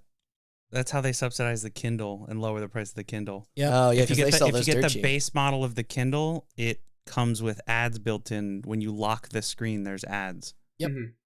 Awesome. Man. Mm-hmm. These also were to be unique from person to person, as the internal GPS would designate what they saw depending on where they were inhabiting. It's a maximum of 3 per day could be shown, and some could feature special offers in the form of vouchers or barcodes that the player could then redeem. Yeah. And it would have been an How- ambitious move. How is this downloaded onto the device? Through the The phone GSM. card? Yeah. So you needed to GSM. have a phone contract with them? Oh, no, it came with one if you didn't already have But what a if- contract with someone else. What if that, because there's a prepaid time card, which we Yeah. all know is Yeah. a popular mafia scam in New York and North Yeah. Jersey in the early 2000s. Yeah. So what happens if that time ran out? You just stop getting ads? Well, I guess they never really got that far. Well, that's what I was about to say. I would have maybe been able to answer these questions, but those strategies were never implemented. Oh. So that and the double D thing. Whoa, hold on a second. Roll it back. Double D's. Now I'm interested. So Wait, hold on. The I thought word it was double ad. S. No, so they put the 2 D's so they could trademark it, but they fucked. But Did they know that ad with 2 D's is also a word? apparently they fucked up the spelling in their publicity materials. So it And like they ran with it. yeah. To answer your But question, but hold on, the service never got activated, so any buyers of that model made out like a bandit. Yeah. Like they just you would The get way- the device for $100 the way off, that and then Kindle does it is that they don't display the ads; they download the ads, and then the ads. You would have outdated ads if your connection ran out. Because Kindles aren't phone. yeah. They're not networked. But- They're on Wi-Fi, so they download the ads on Wi-Fi when you connect to Wi-Fi, and then they display them.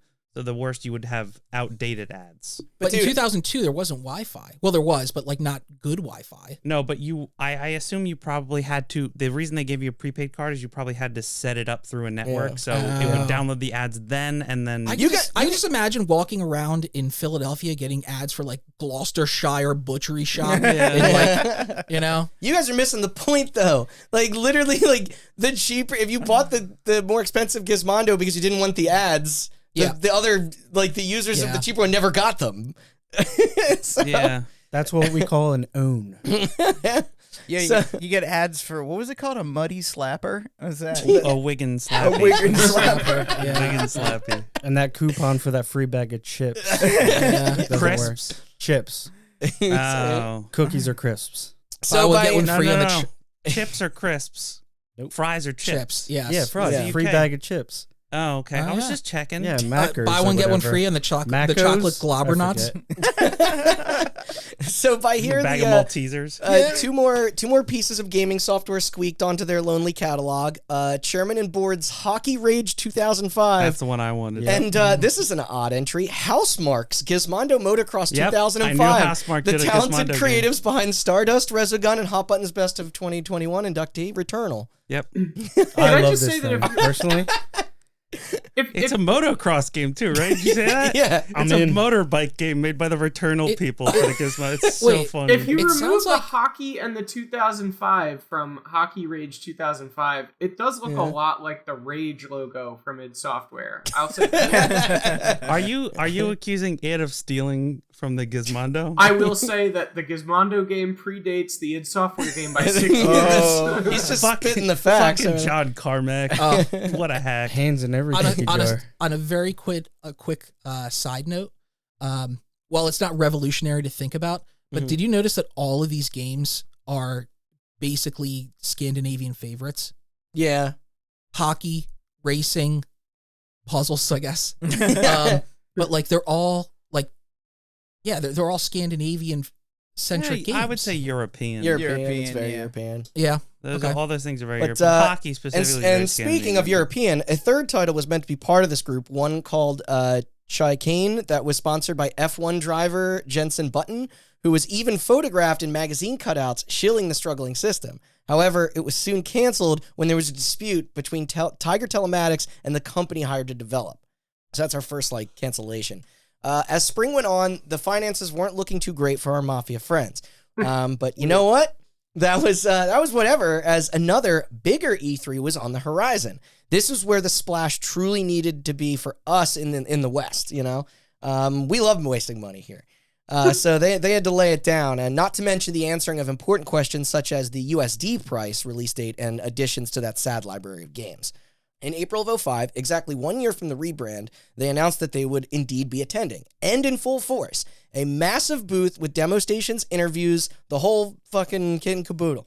In fact, the area they rented was literally next door to Microsoft's in South Hall, a 4,500 square foot of floor just for them.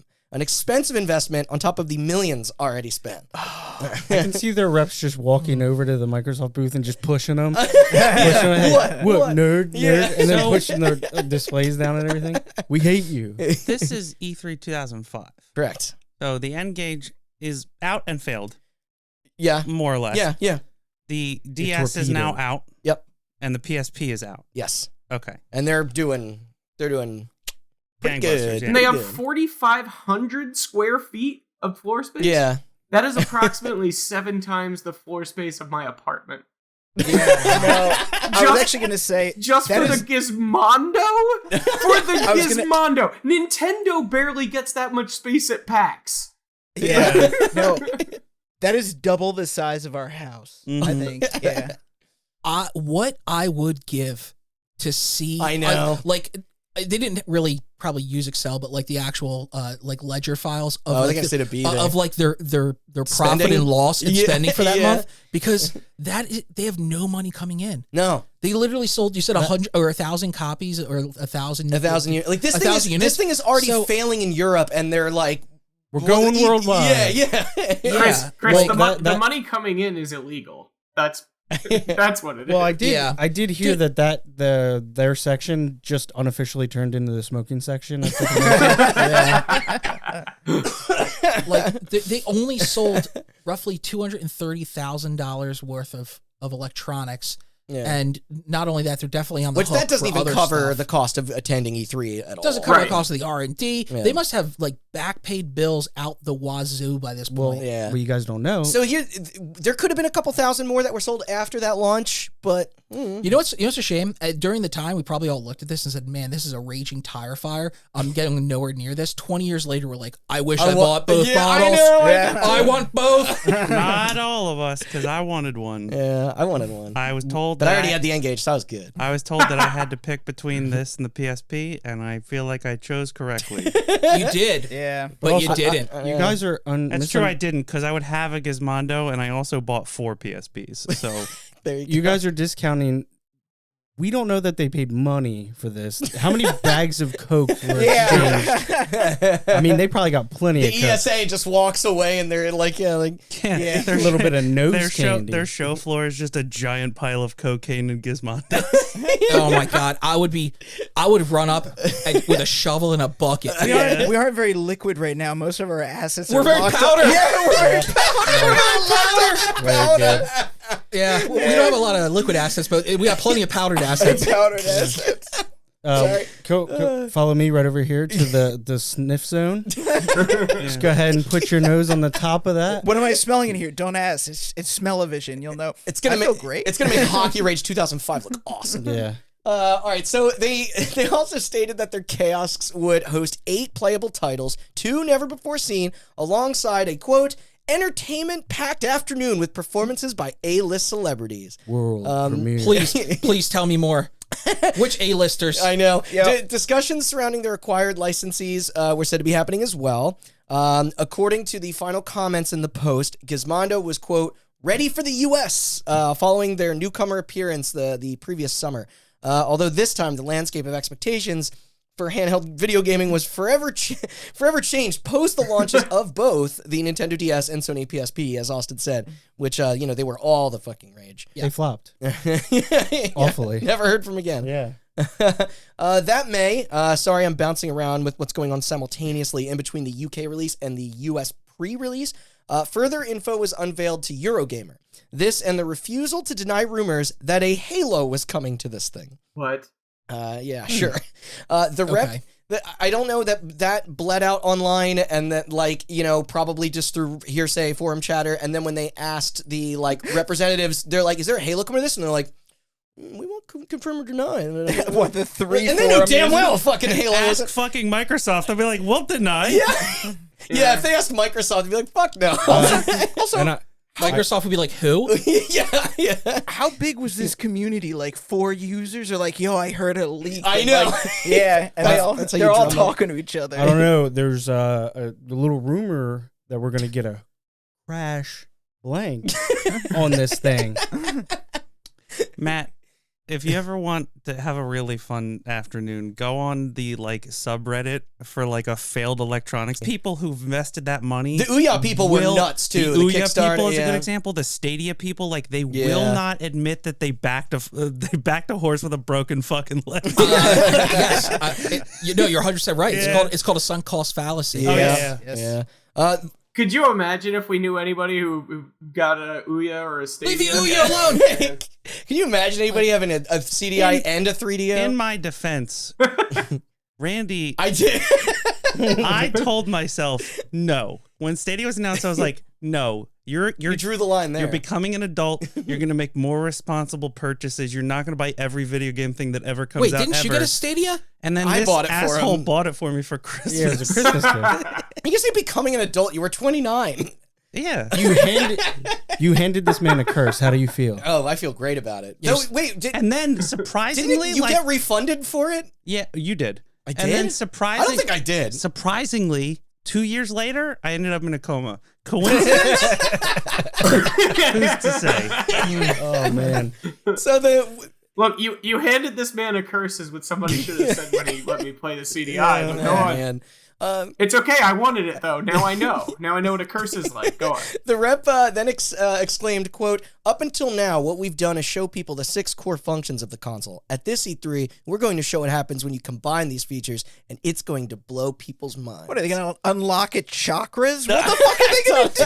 Like, The only way it's gonna blow Yeah, people's they have minds. to access the 7th chakra. That's Yeah, the yeah. mind chakra. their man. mind chakra. Yeah. He goes on to break down the roster of software they'll be bringing with them. One headliner being Agaji, The Sacred Path, an experimental title designed to utilize the deck's more inventive features, combining the onboard gyroscopic camera and augmented reality capabilities to craft interactive gameplay out of stuff like photographing a table that a character could then trek across. It was certainly novel. Too bad it was later canned.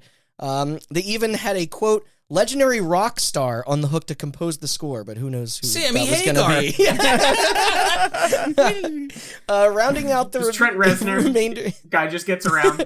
No, Sorry, rounding go ahead. out the remainder of the demo builds, there was an SSX3 port, the highest profile of There the you go. bunch. Supernaturals, Johnny Whatever, Chicane before it was scrapped, Hit and Myth, Sticky Balls. Get your jokes in. Oh, of course. Yes. Yeah. No, that's the one I wanted you to Yeah. get to. One. All right. Sticky Balls, Look, by the way. I'm on the Giant Bomb wiki page. The best-selling Sticky balls. Gizmondo game, if I'm Yes, not mistaken. You are, yes, you Yeah. are correct. They sold 18 copies. No. What do The you call power it? of marketing. I'm on the list of Gizmondo games, and this may not be a complete Yeah. list. Oh, but well, there there's are more 19 that are games coming. here. Yeah, I'll get to those. There are 19 games total here, and we had to stop on You Sticky Balls, yeah. for sure.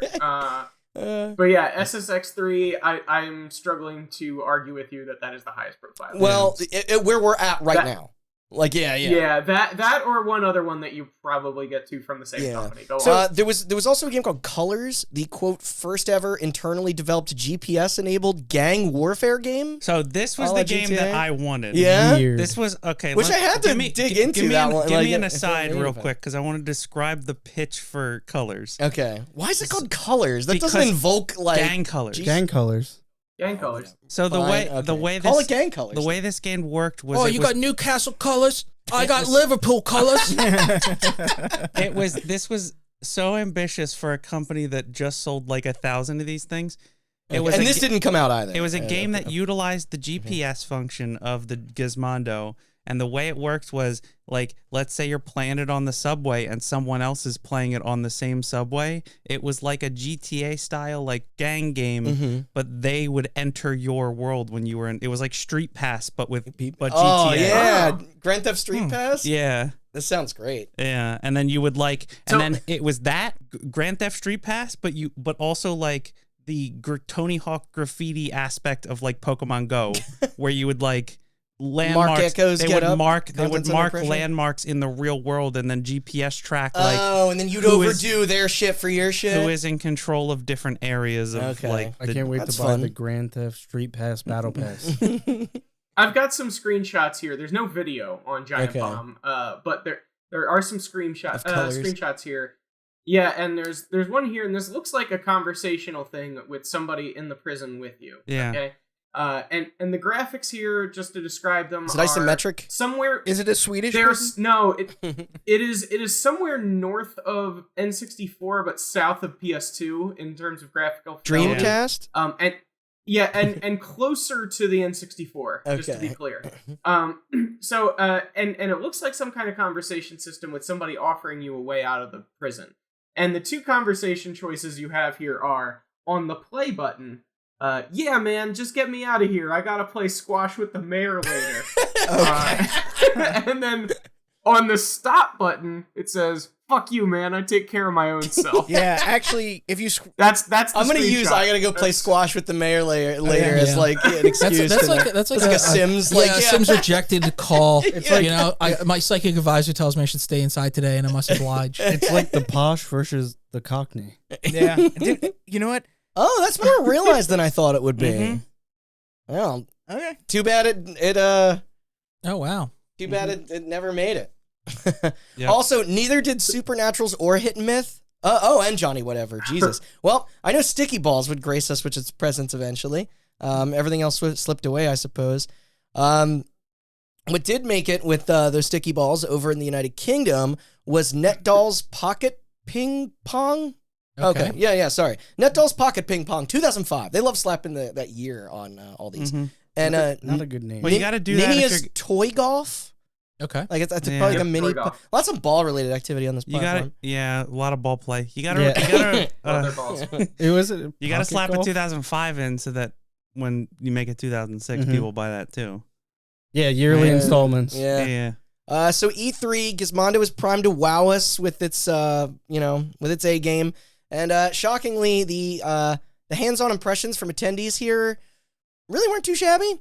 Specifics on the company's relationship with U.S. mobile carriers were foggy, but the confirmation that owners were going to be able to simply pop in their existing SIM cards, assuming they had data plans, was a huge plus for those hoping to engage in the online portions of it.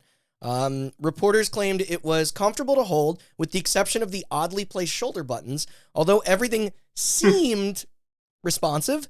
Definitely vital, as they each served a double duty in controlling software as well as media functions. The audio and picture qualities were also passable, a positive when showcasing its downloadable video rental service and the ability to encode your own DVDs for portable viewing. SDs from up to 256 megabytes were supported. Totally satisfactory for the time. Battery life was estimated to be 3 to 4 hours for gaming and movie watching, 12 for music listening, and those wanting more, extra batteries were sold separately.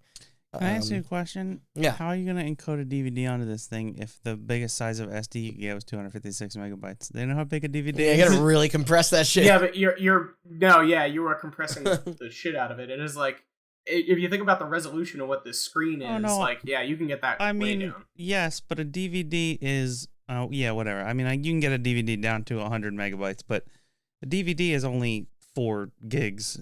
That's hard to compress down to under 256. I'm also going to guess, given the technology at the time, they might even have the frame rate. Oh yeah, we don't know the refresh rate of this screen. A whopping 89 games were said to be due before the year closes. The date was then scheduled for October 22nd in the United States, and the asking price $399 American for the ad-free version and $229 for the quote-unquote smart ad edition. The smart ad model upon its initial boot, prompting the user to complete a brief survey on product preferences for that targeted advertising. Wow. It was 100 and 402 and then 229. yeah, $170 Yeah, off to see yeah. 3 ads a day. That's wild. And they did. Well, wait, they so also what said was that the non-ad version? the non-ad version was $3.99. And the ad version was $2.29. And they did say that also that it was never programmed to interrupt an app. It would just happen on your home screen. Well, look, for So it's 100 better than like Well, it's cell better- phone games now. It's better than YouTube. Yeah, the- these for, days. for $170 less, I'll happily see hot singles in my area. Especially if they forget to. That's a win-win, Chris. Yeah. Yeah. That is about $650 in today's money, aka the price of the most expensive Steam Deck when it is not on sale. Man. Chris, power companies hate him. Yeah. Now remember, For the electricity. PSP was set at $250, and the DS Yeah. launched for only $150. Wow. Yep. Yeah, and with that Metroid Prime demo. But opinions from the press on the software side here was a tad light. I did encounter a preview of SSX3 from GameSpot, who described the graphical fidelity as impressive and almost on par with the PSP. It played well, sounded nice. Others wrote that Johnny Whatever was fun, their musical platformer. The colors looked promising as, Austin got into there. Sticky Balls was Sticky. the cute Did they- 3D puzzler. Were those the people that made Irritating Stick? Yeah. No. So what I'm hearing Fine. is they had a decent product. Like most Yeah. of these collapses The- are products that just don't work. The toughest pill to swallow was at this where we're at here is the RP is the pricing, Yeah. right? Like, but they had a decent product. Mhm. It's just like Well- it wasn't up to snuff. Like, no, it worked, right? No. They had a product. Oh, okay. Yeah, never mind. that's the thing. It's like these prototypes appeared to work as was what we were told, but Oh, am I getting 2 yeah, don't worry. But no, I get what you're saying. Maybe these crooks were gonna pull it off. After no, all. not a fucking No. chance.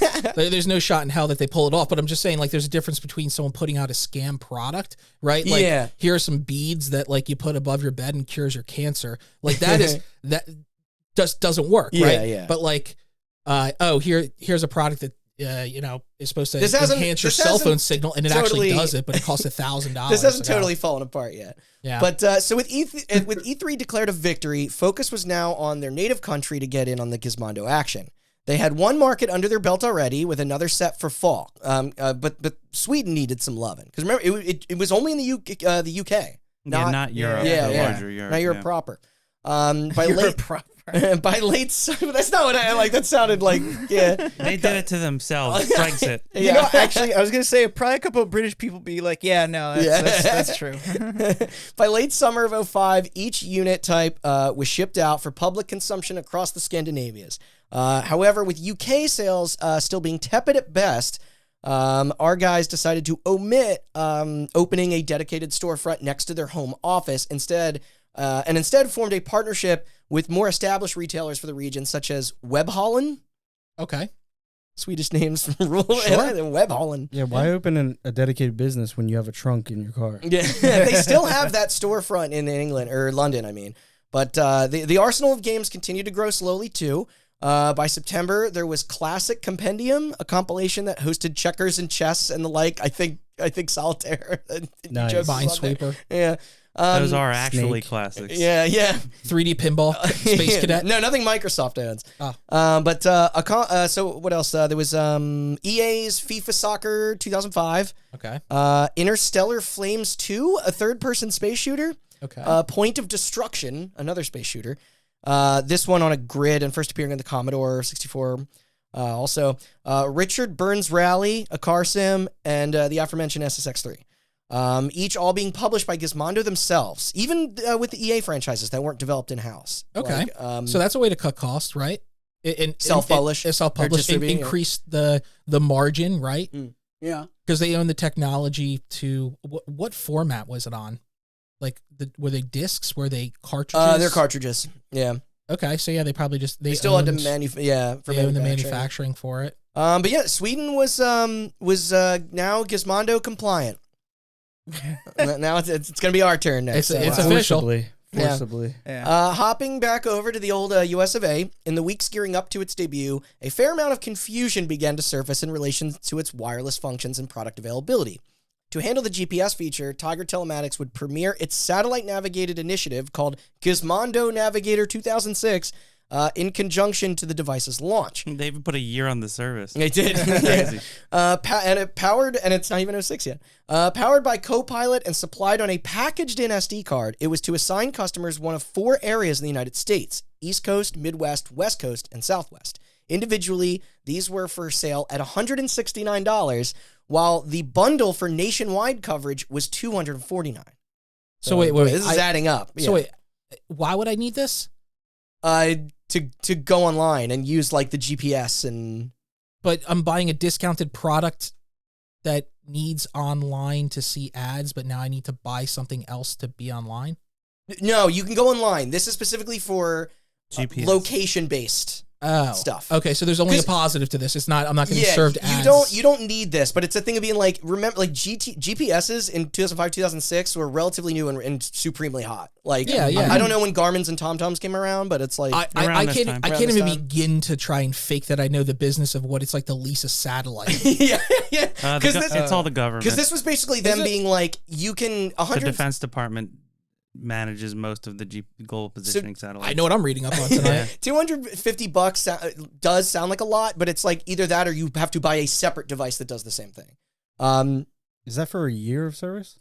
I think forever. That I don't know. I think forever. Oh. Like, GPS like, usually it's it's not a subscription. some are, but yeah. Not yet. The only new game was a sequel to Classic Compendium, edging out the handheld's entire library at 14 titles, with 8 ready for North America. No. Prices for them ranged from $19.99 to $39.99. If you were thirsty for more than just those, well, they got you. Still in the pipeline were downgraded ports of Age of Empires. Oh. No. Hell yeah, dude. Alien Hominid. Battle Stations Midway. Okay. Oh, it's Battle Stations Midway? Yeah. Whoa. Blood Bowl. Okay. Both Conflict Desert Storm 2 and Conflict Vietnam. But not Conflict Desert Storm 1. Yeah. No. Okay. Future Tactics, Uprising, It's Mr. Pants, LA Rush, Oh yeah. Mech Assault, Rayman, The Great Whoa, The Great Escape Game, Tomb Raider, and Worms. Okay, Wow. that's a pretty packed library. Sega even had one of their collections on the way. You know, like Wow. the compilations. They like How to did do. this fail with Battle Stations Midway? Well, none of these are out. These are all like Battle Stations Midway. So what you think? You Move think in over, the, Age of Empires. in the yeah. negotiations with these developers, they're like, hey, we'll give you a cut of the split. Do you think they had people internally that were doing the ports because they were also doing the publishing? Some, but not all. They would contract out like, or like, because I don't know. They did send dev kits out, so there were Oh. like, yeah. Wow, There- talk about a rarity. No, yeah, I looked it up a little bit.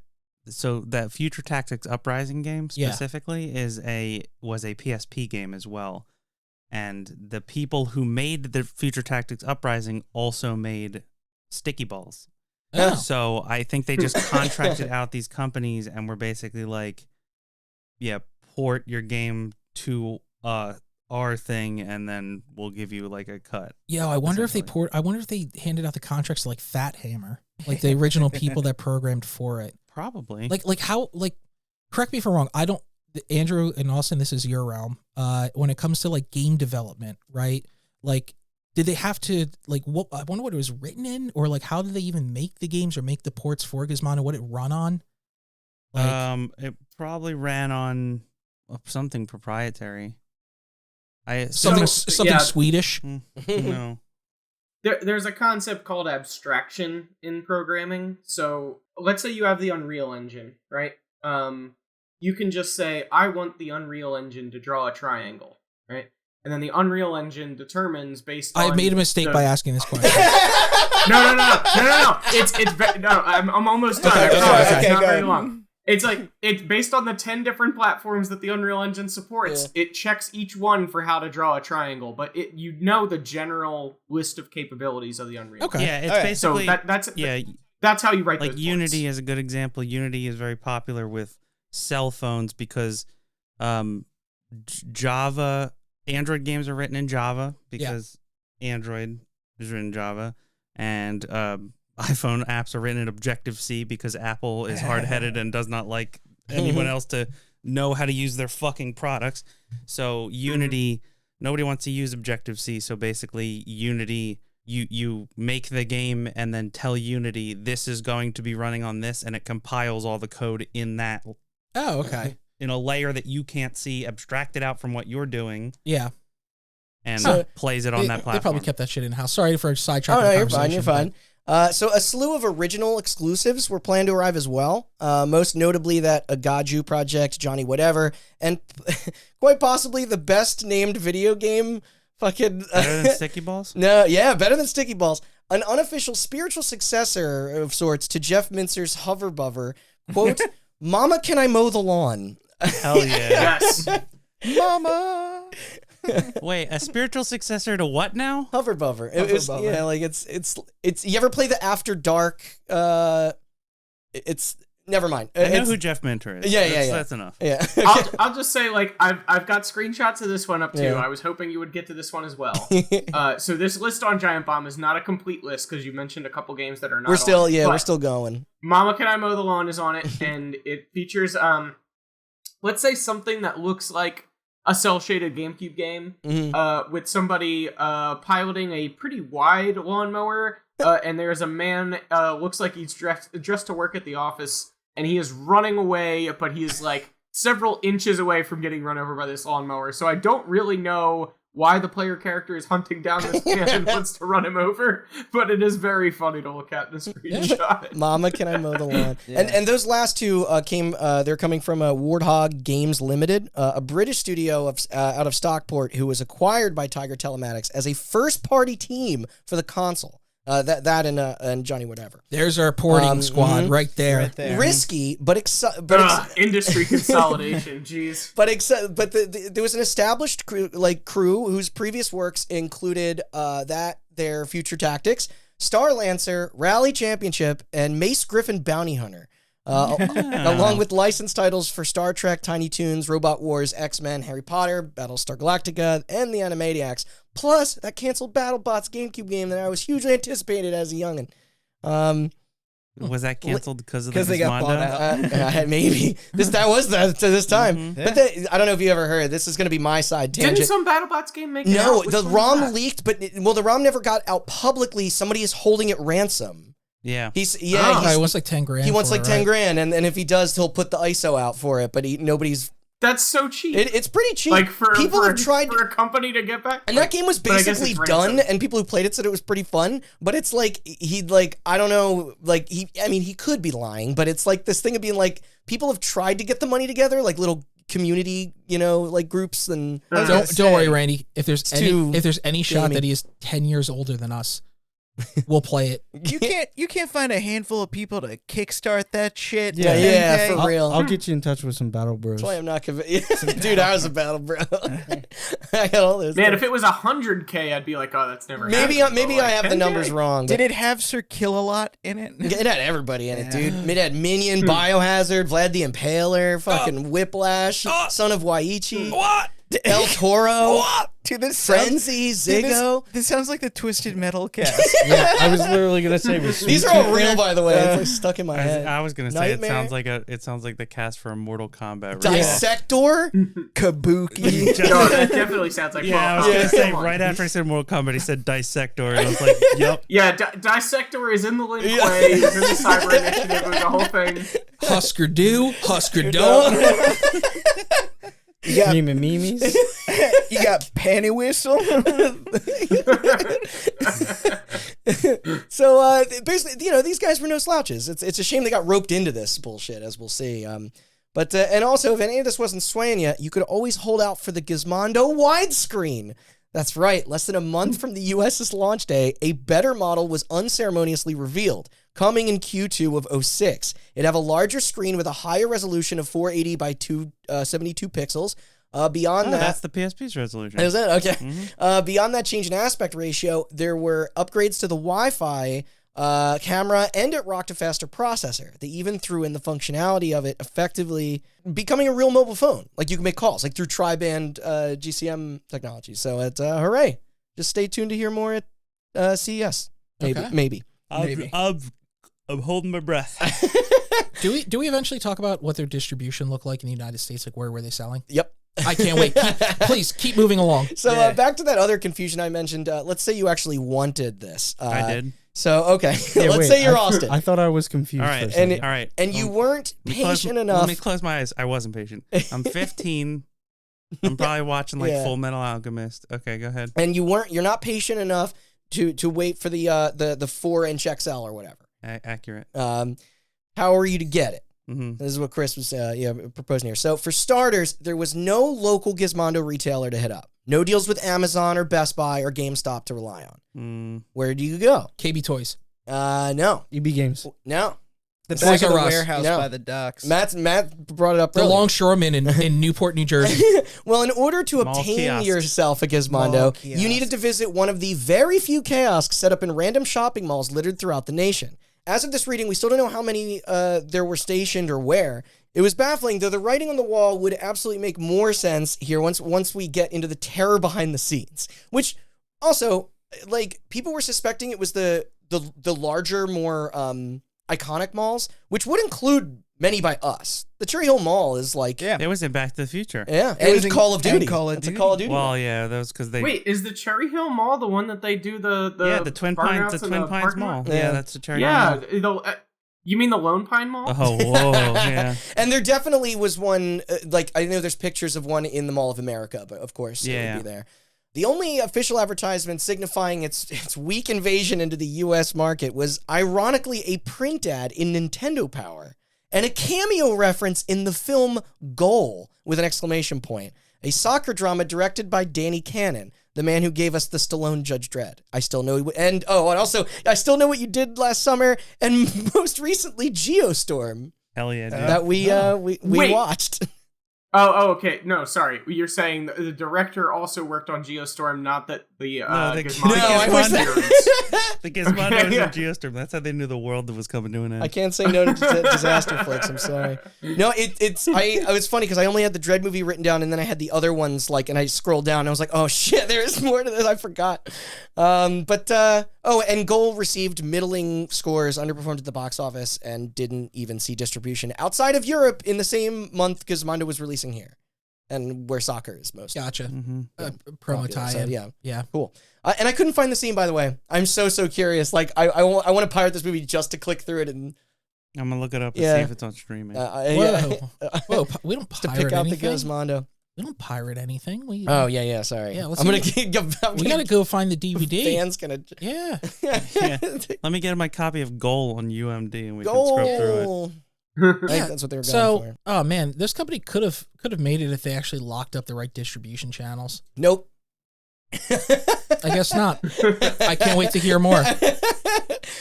So with that, now the Gizmondos were more or less available technically in 3 territories. But we can finally get into its, reception and issues. Oddly enough, review units were sent to various outlets, and pretty much right out the gate, it became apparent just how fucking fucked this whole venture was. Then GameSpot correspondents Ryan Davis and former Topic Jeff Gersman noted that the kits mailed to them were put together so haphazardly that the bundled chargers were designed for UK outlets. Ooh. They corrected this with plug adapters from a nearby store, but then the devices couldn't retain power when not connected to the wall. Oh boy. Oh boy. When they were able to boot into gaming software, it was fine. That was until serious lag took over and regular crashes would bring it back to the home menu.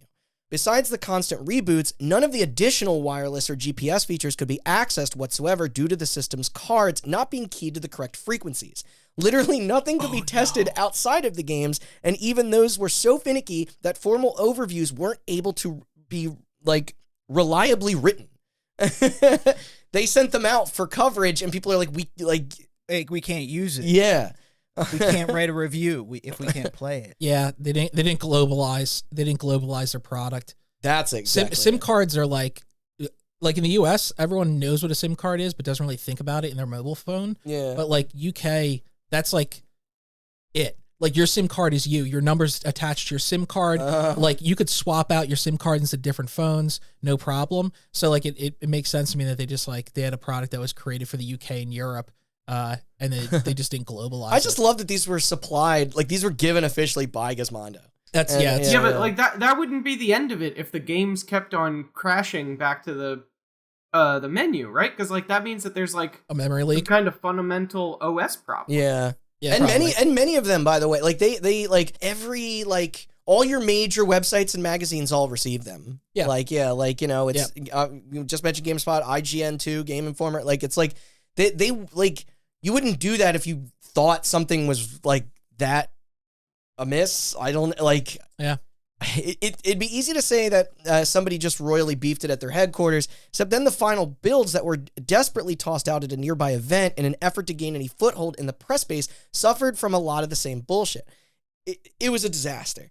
Thankfully, the player base was so goddamn minuscule that the blowback wasn't loud. Like, today you'd be attacked from, like, every direction with the scam Right. this If undeniable. a tree falls in a forest and nobody's around. Yeah, like, it's... Someone will tweet about it. Yeah. So this flounder was practically dead in the water before the push was even made in our country. Just about the only kind words came from a narrow handful of critics, including a fan site for single titles, Trailblazer and SSX3 ranking at the top, with Sticky Balls and FIFA under it. Otherwise, much of the product's selling points were left unverified or straight broken. And this was on shelves. It's like as if it launched in beta. Yeah, not I mean, on, who would do wasn't- that? It, That's it wasn't like, on shelf. It that's was like in, Stadia. it was in kiosk. Yeah. The number of product moved reflected this general consensus. This and them stupidly showcasing that widescreen model so early that it only encouraged any potential buyers to wait for an improved version. No. Yeah. You know, the one that my would God. iron out the kinks. Sidebar, in my research, I learned that this phenomenon is referred to as the Osborne effect, alluding to a series of computers from the Osborne Corporation that tanked because the manufacturer preemptively showed off its successor too soon. Yep. And so nobody bought it. I don't know. my I don't know. I think God. that was the 80s, but So, you know, what's funny about the GBA, which we keep on comparing it to, Yeah. is that they had the tech for it shortly after the Game Boy Color launch, but they purposely held off on it because they had just launched the Game Boy Color. Smart. So they kind of just sat on it for over a year and a half, and then we're like, we'll launch this thing after the Game Boy Color is like had its Yeah, run. because it's true. I mean, you're giving the public like perception that the current line was already obsolete. You're guaranteed ahead of time that the item will be outdated. You know, like I call it the Game Boy Micro effect. it's a bad look. Well, no, that was a separate thing because that launched. that's a little that different. launched alongside the DS. I know. Yeah, Yeah, and- I still and- think that thing's cool. First off, the DS was the third pillar of Nintendo. Let's be real. Yeah. And Right, I'm also, sorry. You're right. No, that was a way to like retire old Game Boy No, I hardware know. and then like introduce like A cheaper thing. slightly different. But the incident that I'm describing here was this was blamed on the shuttering of Osborne Corp as a hardware wow. maker. Yep. Yeah. So, and although even without this as a factor, the dark clouds floating above were still present, and clearly these results weren't going to help them financially. Not that this was, you know, stopping the luxurious lifestyles being lived by their executives, because holy fuck, did the buying sprees continue. This as concerned phone calls went unanswered, you know, from investors. A hired consultant was aware of the impending doom. Your average employee, however, was left in the dust. Those not surprised were likely afraid of retaliation. So yeah, the spending. Carl Freer bought 3 homes that totaled $15 million in worth and a $10 million yacht with them. Cha-ching. Then our boy Erickson, he was tossing out the dough at anything and everything he could. Supercars, diamond-encrusted Rolexes, boatloads of cocaine, guns, and expensive lap dancers from the Spearmint Rhino Club in London. Heard of it. Randy, if I know anything about European... Austin, you remember? No, I got rejected. Okay. Randy, if I know anything about European mobs, he will soon be falling off that yacht outside of the Canary Islands quite soon. You know, accidental death. You give him a pair of cement shoes. Yeah. Elsewhere, the chief executive of Tiger, Michael Coriander, him and the other board of directors were pissed. Misstates, woeful profit margins for the fiscal, accounts were getting drained more and more with each passing week. During a retrospective interview, Coriander realized in hindsight what was happening with those violations of duties from the folks in charge. But then when asked why Erickson, a quote, felon with little experience in technology, was like why he was made senior exec, he responded with, quote, that's an interesting question, adding that background checks run on him didn't detect any criminal activity. Oh. What did they? Nice. Who was their background investigator? He got paid off. We couldn't. It was oof. It was oof. Squeaky, he's squeaky clean, sir. Well, there's probably something to say about that because the people they put for like background checks, like, how hard would it be for a British-based background check service to find criminal cases in Sweden? There was definitely a miscommunication, I think, in that. So we have to be like Interpol. Yeah. We could find nothing and he didn't tell us, he answered. Then going on to say his English was poor and was often not understood at meetups because basically he played innocent or ignorant rather, as Freer's PR staff had numerous quotes from people at Tiger Telematics who knew damn well of his dirty history, turning their heads away when money was privately deposited or withdrawn. Yep. There was no running from the tanking income anymore, though. Therefore, meeting after meeting would take place in an attempt to, right the sinking ship. Ericsson rarely ever attended. A few that he did, he'd put his feet up on the table and read car magazines. Playing the part of a millionaire was a role he had no intention of letting go of, even when the company he built vigorously kerploding. Just hemorrhaging. It was Yeah. imploding. Yeah. On January 20th, 2006, 3 months after the Gizmondo's meager U.S. drop, they declared bankruptcy. Tiger's stock then plummeted from $32 a share to a mere 7 cents. Yep. Oh my god. It soon was discovered following an investigative piece on the boss's past nefarious crimes. It got published in a Swedish newspaper that both Ericsson and Freer had already resigned from Gizmondo back on October 18th. 4 days before the American launch. This explains the lack of any leadership and complete disregard for the arising shitstorm. Everybody else, there is going crazy, and he's just chilling because he's already out. We out this bitch. Yeah. Yeah. Good luck with the U.S. release, He literally morons. he took the golden parachute. Yeah, just he left. took the He golden just parachute. With the so the fundraising dried up. Obviously, they were a no-show at CES with that that widescreen model. So business partners were bowing out left and right, and in-production games just halting progress. They're yanking the plug on everything. Apparently, 300 mil or 90% of their equity was just gone. That, and they were also facing lawsuits from multiple sponsors, Swedish Ogilvy Group, MTV, and even the Formula One team at the Jordan Grand Prix. Wow. First of all, I just have to. I'm very impressed that they convinced investors to put in $300 million into this shit show. Oh my god! More. That's 90% of their equity. The accumulating debt had them on the fast lane to bankruptcy. They already declared bankruptcy, but I guess this is it's over. whatever state. What's the? I always forget. There's like degrees. Chapter Bankruptcy? 7, Chapter- Chapter yeah. 11. Yeah. So our pair of bozos fled to the States, with Freer docking that $10 million yacht of his at the Marina del Rey in Los Angeles. He also had rolled onto a new scheme upon severing ties with Ericsson, another firm called Zero Mobile with an X, that offer free phone services to college students through devices that required them to watch 20 minutes of ad materials a day. Sounds familiar? And a third invention known as Get Fugu, an app that would enable those subscribed to retrieve web content without the need to type that pesky web address into a browser search bar. Like a book. How Like many a times bookmark. has this happened to you? Yeah, there's got to be a better way Why would they come to America? There's so many better countries to go to. to run. Yeah, to run America's to. the first people who are just like, we're gonna take everything, not only from here, That's the but funny from thing. your home country. He liked American culture. He was into Hollywood movies, and he was into Then he's dumb as shit. He should have went to Panama. Yeah. But so Steve Erickson, meanwhile, he would settle into a modest $3.6 million mansion in Bel Air. Okay, This after weaseling through customs by lying to U.S. immigration officers. there you go. Yeah, but here's where we move on to the best chapter of this entire tale, what you've all been waiting for. In the wee hours of the morning on February 21st, a 911 call was made from a commuting motorist who ran across quite a sight. See, around 6 a.m., a heavily intoxicated Ericsson seemed to have lost control of his red Ferrari Enzo, an extremely limited produced supercar valued at over $2 million, which that means he had fucking two of these, the gray one and the red one. And there are 400 in existence, and he had two. but he crashed violently, splitting the thing in goddamn two horizontally down the middle after careening off an embankment just outside Malibu and striking a pole at an excess speed of 162 miles per hour. God damn. Somehow, he stumbled out of the impact with only minor injuries, bumps, bruises, and a cut lip.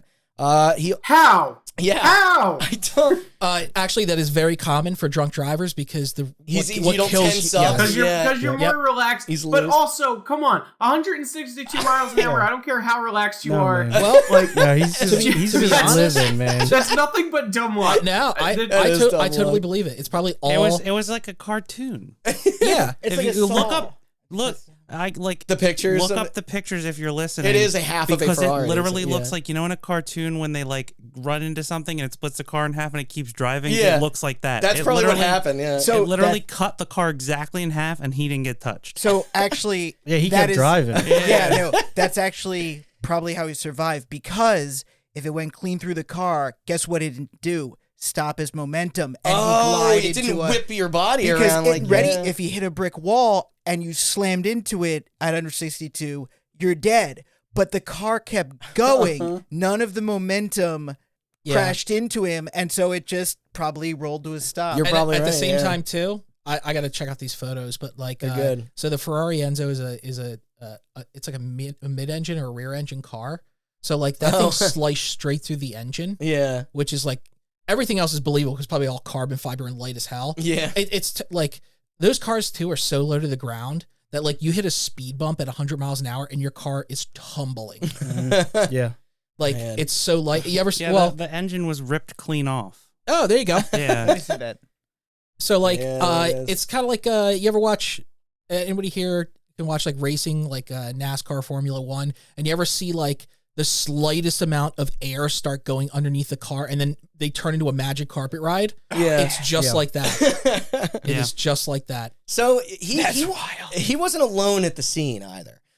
With him was Irish-born American Trevor Carney, who quietly snuck away to borrow a phone in a passerby's vehicle while Erickson talked to two individuals who instructed to everybody approaching the wreck that they were from the Department of Homeland Security. In reality, they were just his personal cronies scrambling to cover and clean up what they could. Yeah, let's haul this cross section out of the middle of the road. Man, what a cover. Yeah. Upon the arrival of dispatched police taking report, a thick layer of suspicion sank between them and the supposed DHS agents. Not that they would even stick around long enough to clear the air, as they then hastily bounced in their blacked out Hummer H2. After an angry Erickson, upon being breathalyzed, brandished a business card saying he was a deputy commissioner with the San Gabriel Valley Transit Authority. We'll get back to that. And stated that he merely was a side passenger riding in the Enzo, and the driver was a man he simply knew as just Dietrich, a buddy from the clubs. You wouldn't believe how many times this has happened to me. I just imagine like a German accent, like, yeah, that was my boy Dietrich. Yeah. It's like we met at a discotheque. Yes. I love that he was so wasted he couldn't even come up with a last name. Yeah. Like, This it's is just my like, boy Dietrich. Yeah. He showed me the ways with essential oils. Yes. Carney then exclaimed he was actually a passenger himself, not from the smashed Ferrari, but from a Mercedes-Benz SLR McLaren that was racing the Ferrari, who then simply dropped him off and then peeled out post the accident. We got two innocent dudes here. They were just tagging along. So you guys following? Yeah, for everybody's those innocent. listening at home, the Enzo Ferrari does not have 3 seats. So this is why this lie is No, happening. no. He's riding in a different car. I Yeah, know, the that's what I'm Mercedes. saying. Oh, yeah. They couldn't say Dietrich was driving them both because the Enzo Ferrari does not have a third This is not a seat. third Yeah. Exactly. Yeah. So without a Dietrich or McLaren around, the cops quickly concluded that Erickson was indeed piloting that there Enzo, with Carney likely being the front passenger seat, as Austin said. The blood on the deployed airbag further disproving their case. Well, that and a video shot from inside the car by Carney that plainly displayed the speedometer reading 199 miles per hour, just minutes before Damn. their wipeout. That How could have been unfortunate anybody. that we had measurements of exactly what was This going is on. so crazy. Yeah. Look at the speedometer, man. It is 195. Yo, oof, you getting this? You ever see that scene Blaring from, techno in the car, too. No, from dude. Rat Race where there's like the car going and then there's like a bullet that got shot after him and they're just like watching the bullet. Yeah, that was from- That's how fast that guy was driving. So the duo were formally detained as investigators attempted to put the pieces together. To add to the ensuing mess, the driver whose phone was lent out to Carney, remember, he stumbled out of the wreck, he waved somebody down. He contacted officials the next day when he unearthed a loaded gun clip for a Glock pistol wedged in the side door of his car. Essentially, he was like, "This isn't mine. It has to be theirs." Like, what? So, Are these your initials on the side of the gun? Those could be anybody's initials. It's just Dietrich's. It is. then, in a remarkable coincidence, a month later on March 29th, one Nicole Pearson, Erickson's fiancée, was pulled over while driving a Mercedes-Benz SLR McLaren when an officer found the European plates fishy. I love how it was the same fucking car they told police that they were street racing against. That was the first, the first thing they thought of. That was their imagination, the extent of. Okay. Right. That's the thing about everybody's just driving them around. That's the thing about rich assholes is that that's very funny because I'm pretty sure that's a Mercedes. It's called a Mercedes SLR McLaren because it was like a joint effort between Mercedes and McLaren. Collabo. Yep. Yeah, very rare car. Enzo Ferrari, also a very rare car. You could just say you were street racing another car or a Mercedes. He named his fiance's car. But no, because they're rich assholes who love their supercars, they had to say the Mercedes-Benz SLR McLaren. Listen, That is- to give a make and model. Yeah, no, you're right. They were very descriptive. You guys are you're mixing something up here. They were very drunk, Yeah. and they just cut the car in half on a pole. Yeah. So they're probably not in the right state of mind. The first thing that came to mind is just what they grabbed. I would have said a Honda Civic. They would have thought you would have passed that. So thing wait, miles you ago. told me you're racing a Mercedes-Benz SLR McLaren? Yeah, the one with the fine red leather on the inside. like what? Do we need that detail? Yeah, I paid extra. I mean, I love it. I think the stick shift was an 8-ball. Here's the most asinine thing of them all. If the cops had to take his report down, and they're like, okay, we have to be on a lookout for we know that car probably wasn't participating in this race, but we have to take what he's saying as gospel to look further into it. Theoretically, we're looking for an SLR Mercedes McLaren to arrest for street racing, and he gave them his girlfriend's fucking car. A car, once again, She beat us. there are not that many of in the world. They're already doing such a bad job of staying under the radar. And by the way, she didn't have a driver's license, nor was the vehicle registered. So in fact, it was illegally imported. So that makes sense. They dropped it off. as was the demolished Enzo. Dude, they're getting all of Europe involved. Yeah. And You got a British automaker, you got a German automaker, you got an Italian automaker. They also had a second black Ferrari, that gray Ferrari, 2 other Mercedes-Benz, all being stored in their garage after being originally they were leased in Britain. And you know what's funny? I could guarantee you I know exactly how they were able to draw the conclusions between the two cases, right? Yeah. I guarantee you the steering was on the right-hand side. Yes. So having a right-hand side steering car in the U.S., so I guarantee you, if they're in anywhere around where they live, they're like, oh, dude, we check out this car in the impound, and they look at it, they're like, this is like a 1 of 200 car with the steering on the right hit. Oh, otherwise, it's plausible to be like, oh, it's completely separate from it, but also at the same time, yeah. And this accumulates his car collection. 10.8 million itself in cost when put together. Of course, the payments for them ceased long ago and were recorded as stolen overseas. Okay. He didn't have a leg to stand on now, especially when footage of him in the black Ferrari was on enthusiast website Carparazzi. I know that's a pun of some kind. Like paparazzi, but Carparazzi. Carparazzi. It's a con. It's a bad one. Yeah, carparazzi.com. Yeah, Which, did you tell them to workshop? yeah, well, this soon got held. Usually when you want to do that kind of like, what's the word when you smush two words together? Portmanteau. Thank you. When you want to do a portmanteau like that, it should still be pronounceable. Yeah. You don't smash together an English word and an Italian word. But he posted evidence against him. He's posing with a stolen car. Yeah, like an idiot. Alongside this, pursuits for the questioning of Freer were proven useless as he had set sail on that fancy yacht. Yes, to be. I was about to tell you the reason. To be anywhere but here, I guess. So that's just raising more eyebrows. Scummy businessmen and buy yachts is because you take them to international waters when you need to get out. Oh, he was fucking out. Oh, I knew the second you said yacht, I'm like, I know what he's using for. It's his getaway vehicle. That's it. So with the the proof here compounding the evidence, the authorities secured a warrant and on April 7th raided that house in Bel Air. And what did they find? Will Smith. A panicked Erickson preparing to flee the country. Oh, what else? Packing his bags.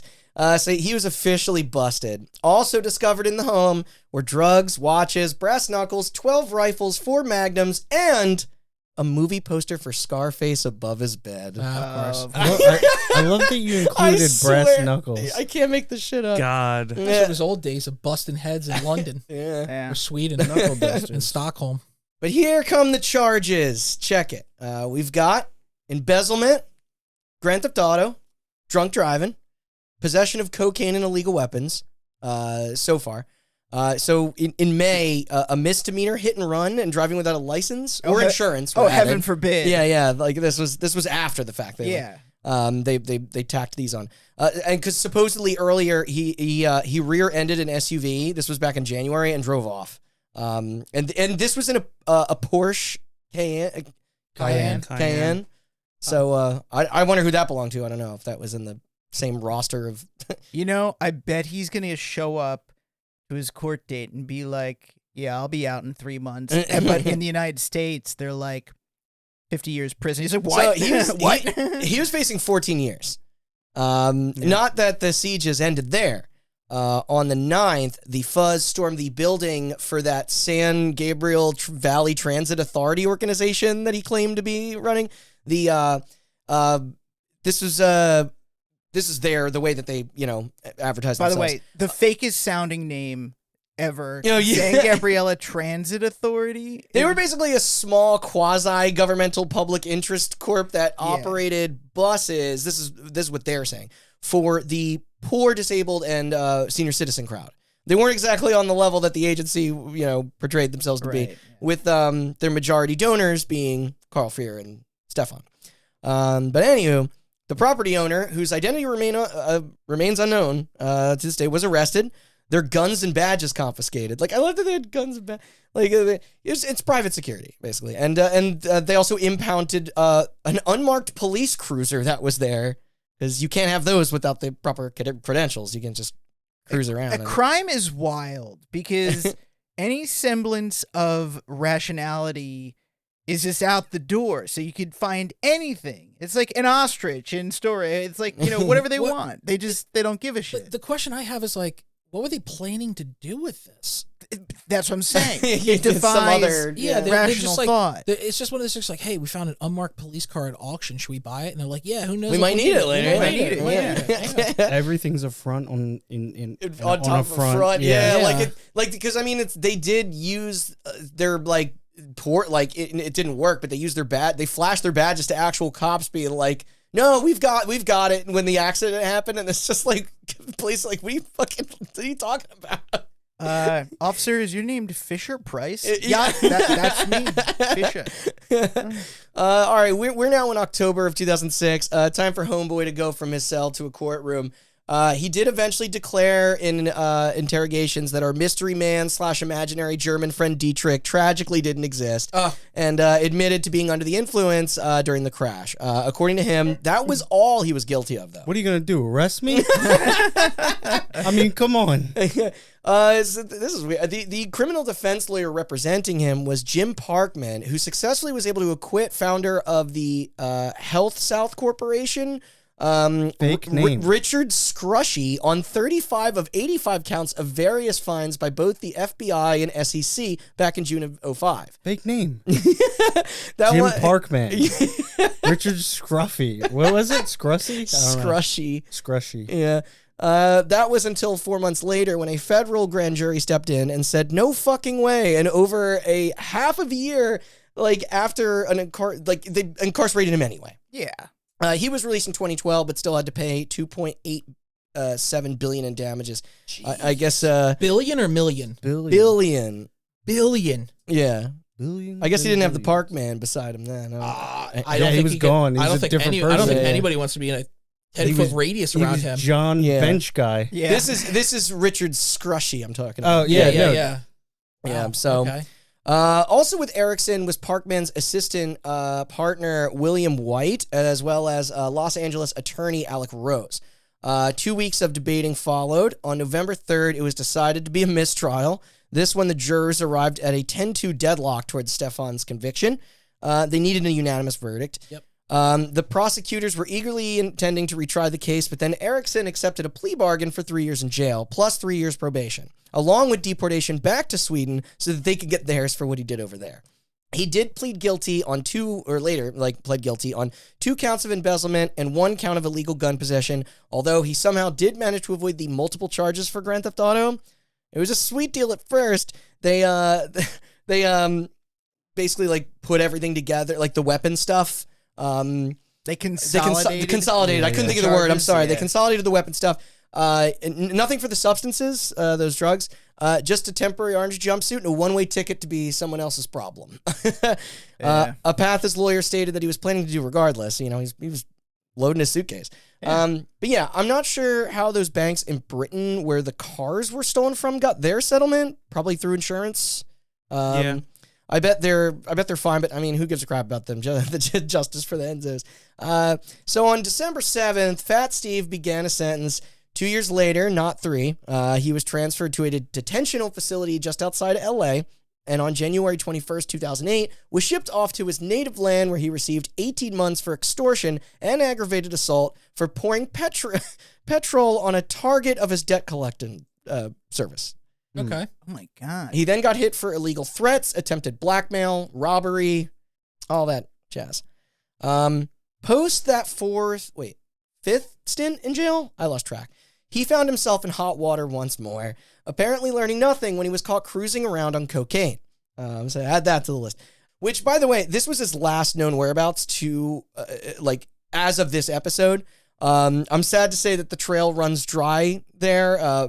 Presumably, he's now a free man, laying low Yeah. and broke. Only the future will tell if Yeah. and when he'll ever pop up in our lives again. Yeah.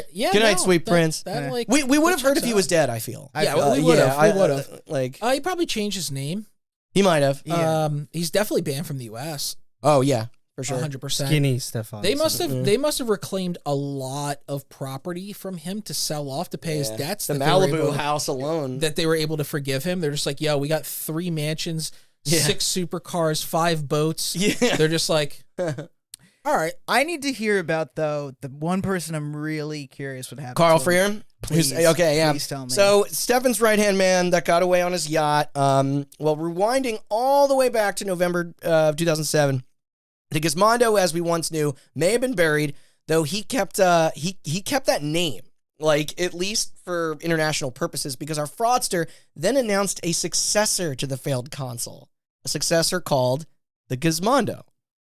I'm not joking. There were already 35 games in development, a manufacturing base in China, sure, and it would retail for $99, whatever you say. Because here's the thing, he eventually just came back to the States, and by that point, the trial was over. He waited out, and just, they got, everything just got piled onto Erickson, and Freer would just claimed, basically, Yeah, his innocence and the whole thing. He's just like, that was all his shady shit. I don't know what was going on.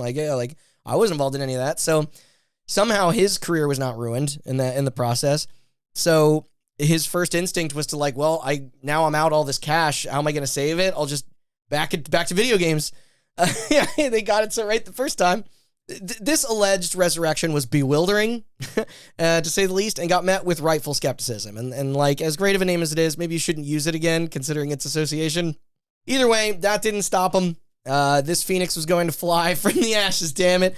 Engadget, being in close touch with Swedish journalist Hans Sandberg, asked him for some clarity on a splash image released by the disgraced company that 23rd of January in 2008. Basically, it was an updated URL that led to a single screen that read, quote, "Rising Again in 2008," under the same logo from before. This isn't even... People have not even, like, lost the memory of how bad the first one was. This isn't even like if it came back now and people are like... Yeah, that's like a hip retro kind of a hip nostalgia retro. thing. Like, This is- no, they didn't let any of the dust out. After, like the dumpster fire is still smoldering. It's Yeah. like, it's not... Further details from Freer himself claim that it'd be out in time for May. That then was moved to Christmas. And have an active online marketplace chock full of open source projects and other existing apps. The translated interview with Sandberg then went on to give us a few highlights. Supposedly the business was, quote, ashamed of how their initial misadventure went down and hoped to appease those who invested. That and Tiger Telematics was going to fully own the brand themselves for this iteration. Yeah, so anyway, can you give us some more money now? Again, please? Wait, they didn't own the brand last time? They remember they had a partnership with the people that actually constructed the Right. Yeah. Okay. So now it's all just under them. But everything else I already mentioned was shouted that the price tag, the sell by window, the 35 games in store with 6 more in production. It'd be, quote, easy to use. Users could create their own software and save it to an SD card. And bonus, if, and this is a big if, but if he can organize a deal with a reputable cell provider, then the Gizmo would be freezies. Give it away for free. Too good to be true. Yeah, Yeah. of course, this is all. What's the insane. catch? Of course, he assured that Ericsson would not be involved as well. Not that he could be. He's fucking in jail. And that was about all we got, really. By that November, post the delay, it did come with a fresh reveal of a new group entering the mix titled Media Power. They were assigned to handle the launch. There's so many 2000s companies. Yeah. They're all terrible. Otherwise, the project was headed by Freer, him and his Swedish partner, Mikael Lungman, a politician and lawyer whose company 3P Prefor Marketing and Research performed R&D for the original Gizmondo back in 2003 for 7.6 million. What's great is that they were still being investigated during this. Okay, yeah. Like after old Gizmondo crashed, like liquidators had many outstanding concerns regarding their practices, and I'm guessing Lungman like satisfied them enough to endure like Freer's career. I don't like this was also who sold those intellectual property rights to Freer to, I guess, maintain the So basically, brand. Like, I don't. in summary, there's still a lot of murky shit going on Absolutely. with this. Yeah, yeah. Okay, I get it. But Mikael, sorry. Mikhail. Yeah. Was his, quote, co-pilot, traveling with him to China to arrange a $300 million contract. He was just his embezzler. Smuggler, yeah. Yeah. He then formed a crowdfunding/networking site for financiers, filmmakers and actors, and even just random fans called Film Funds. This with the Family Tree Foundation. So this is actually, so what, Kickstarter was like, what, 2009, 2010? Good question. Yeah. So he probably, Oh, later than that. Then this later would than have that? this would have predated. Yeah. I was going to say, it's like, funnily enough, it's like a lot of these ideas are a little ahead of their time, Yeah. I think. Especially, leave it to criminals to figure out a way to make profit off of something. Okay, first was the in-app or the in-platform ads, which Yeah. failed on this system. And then they tried to repurpose that for something else. There's so many fucking companies. This guy, like, all these Yeah. guys have their hands in like 48 pies. Yeah. And because knowing that some of them, the majority of them will fail or get shut down, they'll just like Open new ones. Yeah, And- like Gizmondo is really just one of these. Yeah. But it's like, so in May, he hosted a seminar at the Georgia Institute of Technology entitled, quote, High Tech Ventures in Mobile Gaming and Media. Because, that's whose advice you want to adhere to. Yeah. But I digress. He spoke on his experiences, lessons learned, the roadmap to rebirth the squandered device that nobody wanted, and other stuff, with video too. The event took place as part of the college's GVU Center lecture series. Accounts of those who were in attendance, he had said it was respectable, and went smoothly. By September, the team stated that things were proceeding, but had to change their schedule to reflect the current climate. See that December, when nothing had yet to show, Freer blamed the economic crisis as the culprit. Thus, a 2009 drop was now chosen. That's okay. It's all right. Because, let's see, despite their inability to purchase the necessary components or make it beneath that year's Xmas tree, a press story unfolded about how the Gizmondo Mark II was going to be a smartphone. Wow. There'd be a Windows CE version and an Android model.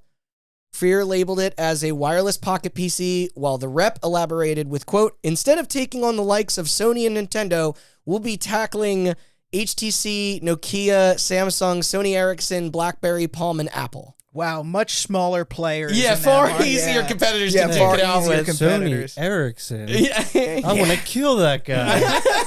No, see, So Sony it sounds was like a handheld gaming PC. Sorry, Does that ever I work? should have said PlayStation and Nintendo, not that. Sorry. yeah, no, but- Sony was Stefan's brother. Okay, Sony. Yeah. Need to get a hold of that guy. Unsurprisingly, days came and went without any news, and the official website soon went offline. Probs due to their second in command getting busted. Yup. And you just thought that, we were through with that shit. So Mikhail Lungman is arrested on January 26th of 2009 and was promptly found guilty. Of I want to hear this. What is he guilty of? False accounting and tax evasion. Oh, that was not I'm just- nearly as exciting. No. Guys, you got the wrong guy. I'm just a co-pilot. Yeah. He got 2 years in the slammer, but it was reduced to 10 months on appeal when the tax charges were dropped. However, he was barred from running any companies in Sweden for 5 years, so take that. I guess after 5 years, he's learned his lesson. No, that part got reduced to 3 years on appeal. Yeah, The so- system works. So now, Why? How are all these hardened criminals getting very lenient sentences? It's like a possession of marijuana, 10 years, send him in. What a strange clause, by the way. It's like, okay, you know what you're not allowed to do? You're not allowed to run a company All for right. 5 years. After that, whatever. That's You're not actually- for 5 in years. It's actually Sweden. really common. Is it really? Oh, so And for them to reduce it, they're like 3 years. now that I'm out in 10 months, I don't I'd like know to how announce that my LLC. Yeah. That's essentially what keeps fucking happening. I guess, or maybe it doesn't, because wait a minute. Yeah. So these, it looks like these appeals were later denied by their Supreme Court, and he was imprisoned for the whole term. So, Okay. It didn't help that this wasn't his only at then controversy. There you go, Matt. A month prior, in December 2008, he was linked to a scam with Danish's It Factory, as well as the disappearance and reappearance of its CEO, Stein Bagger. So wait, What? he Hold on. kidnapped the guy and then let him loose? I guess, yeah, they were another private leasing outfit who went ass up when it was discovered that they were artificially inflating their numbers and defrauding more banks. Wow. Totaling what a to surprise. 875 million kroner, or 186 million USD, if you want to get all American about it. But Bagger got Chump nabbed change. for forgery by Interpol. Bagger got bagged. Yeah, Bagger got bagged. Bagger got That's a nabbed. great headline. Which just to I just want to repeat myself here again. This is his second partner for the Gizmondo 2. Yeah. After Ericsson was his yeah, partner yeah. for the Gizmondo 1. No, I'm saying that because it's fucking nuts, not because Well, but the thing that's nuts he's to like, me, all right, I'll shack up with this guy. He Yeah. seems way, much more above board. the thing that is nuts to me is that none of these people learn their lesson about So much about money. Yeah. Everybody invests so much money, they squander it. Okay, they keep committing the same crimes, and then they just keep getting let go Yeah. and committing the I same. mean, Chris, I know we were talking like off air about like the era in which they took advantage of a lot of Yeah. Like, it's no surprise. There's just like very low interest rates post 9/11. yeah. And typically when you have very low interest rates, you have a lot of people creating a lot of companies with dumb ideas. And then when money is not quote unquote free anymore, they can no longer pay their bills and they shutter. Yeah. Look no further. Oh, very true. Yeah. Right? Look no further than, I don't know, wait 6 months from now and watch how many houses that people bought for Airbnb will be up for sale. You don't gotta wait. Why? It's already happening. All right. I was actually little tangent. I was reading an article. Airbnb doing real fucking bad right now. There you go. All right. Yeah. Like Also VRBO. Which, people at a personal level will do stuff like buy property and try and flip it, and then when they get stuck holding the bag, like 2008, 2009, that's how they go bankrupt. Companies will do something very similar, except they borrow money from the bank and like basically lease their own assets, whatever. And then when interest rates go up, they can no longer pay them, and they shutter. Look at Bed Bath & Beyond was doomed to begin with, but yeah, so it doesn't really surprise me. I mean, they fucked it up royally by crashing a 1 of 400 car and getting arrested and all that shit. I also wonder if the reason why, like, was Carl, was he on like the board of directors or something for the European one? He was? Yeah. Like, I wonder if, US Like listed as co-founder. and oh my God, I hope my girlfriend doesn't listen to this because she's an actual lawyer and I'm pretending to be a lawyer. Right? But like, so US corporate law has limited responsibility for directors and CEOs, right? So like, if I'm a CEO of a company and my company does something very bad, I can't really go to jail. Do we know if the UK has the same law? Probably. I don't know. Yeah. Like, because I wonder if the only reason he came back was because he would be personally responsible for the debts. Right. Rather than It's so great that we go after an entity rather than the people responsible. So, real quick check in. What year is it? 05. Okay. Yeah. Well, 2006. 2006. That's when he announces the Gizmondo 2. Mm-hmm. Okay. No. It's a good. Well, 2006. Yeah. Really? Yeah. Okay. This is while Ericsson was like serving, in getting jail. Okay. Yeah. And then he formed all these companies in 2006. All right, hold on. This started in 06. Where were like that's when all right. So this false promises went out. No, this was 2008. Remember he started rising again in 2008. Sorry. Good. Yeah. Yeah. Okay. 2008. Nothing. Well, he blamed. That was the whole thing. No, So now nothing bad happened I that fucked year. up. Sorry, because this whole Great year to this start a whole business. section of my script Yeah. He blamed starts. the housing crisis. Yeah, exactly. That's why we're actually in 09 now. This whole section of my script started in 2006. Oh, okay. With that's when Freer yada. came back to the United States on his yacht. He showed up. He's like, "What I miss?" And then They're just like all your houses. Yeah. All your houses worthless. That yacht, just scrap it. Worth more in scrap than the actual yacht. And he's just like, oh shit, I need to make 5 more businesses. That was my roundabout way of asking if this is before or after the housing crisis. We're in January AKA 2009. the yeah. Great He Recession. steps off the yacht and go, Jackson smells smells like shit. Housing crisis started September 2008. Yeah. So Interpol stepped in, not the band, and then it That'd be was dope if they did. it would be, and then they showed up in their suits. Yeah. So then it was realized that also the bagger he faked his degrees, including an MBA and a PhD. This guy was an artist in swindling. Oh man. yeah. Wow. And I could get into it more though I don't want to stray that like too far off topic. He was found in LA when taking a cross-country trip from New York in a car borrowed from Lungman. He got extradited to Denmark. Stuff happened. He received 7 years, served 5, and tasted freedom in March of 2014. Meanwhile, the vehicle he drove and credit card he used both were under Lingman's name, so those dots got connected fairly instantly. Agents then located him already behind bars in the town of Norrköping, where he was sent from false accounting from an accounting scandal 10 months. I could just see them running. Okay, his last known location is here. They run into their like jail cell, and they're like, "Oh, we already got him." Damn it! It was somebody else already got him, but that's so funny. Yeah. I would just like to say these people put out a product. Yeah. Yeah. They have more integrity than Tommy Tallarico. Eat that, T-Man. And Tommy by the way, Tallarico worked hand in hand with Miyamoto on Metroid Prime. that's yep. They and Sean, when authorities found him, they kicked him out of that jail in Sweden to go to trial in Denmark. They kicked him out of a jail into another jail. Yeah. The jail's got joint custody. This is where their local law enforcement He found visits the other one on found weekends. a questionable, shady deal between It Factory and Zyop. XIOP, a Swedish firm where he was employed as a developer. Another fucking firm. Now, this specific claim was denounced by their prosecutor since there was no evidence of collusion present. Issue was, literally on the first day at the stand, Bagger fingered Lehman out as an accomplice. Not exactly the friend you want to collab with or rather do crimes with. They're all them. scumbags. Yeah, and they'll sell each other out at the drop of a hat. Like, You fucking dirty rat. Yeah. I'm gonna kill you. Langman asserted his innocence. That was till on March 26, 2010. He was convicted again. This for the It Factory bullshit.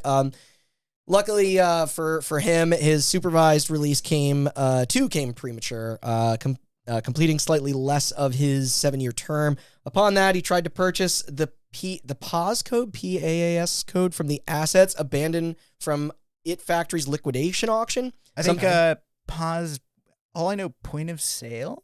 That's No, POS. POS. Oh, POS. POS is the company that makes those egg dipping kits. No, it doesn't shit like chalk out of its neck. What? Pez? So this is something Media Power wasn't able to accomplish during their tenure. They're basically like he's trying to buy back the Gizmondo. He's trying to buy Right, back. yeah. He's trying to buy Yeah. back the intellectual property assets. Yeah. and the technology. Platform as a service.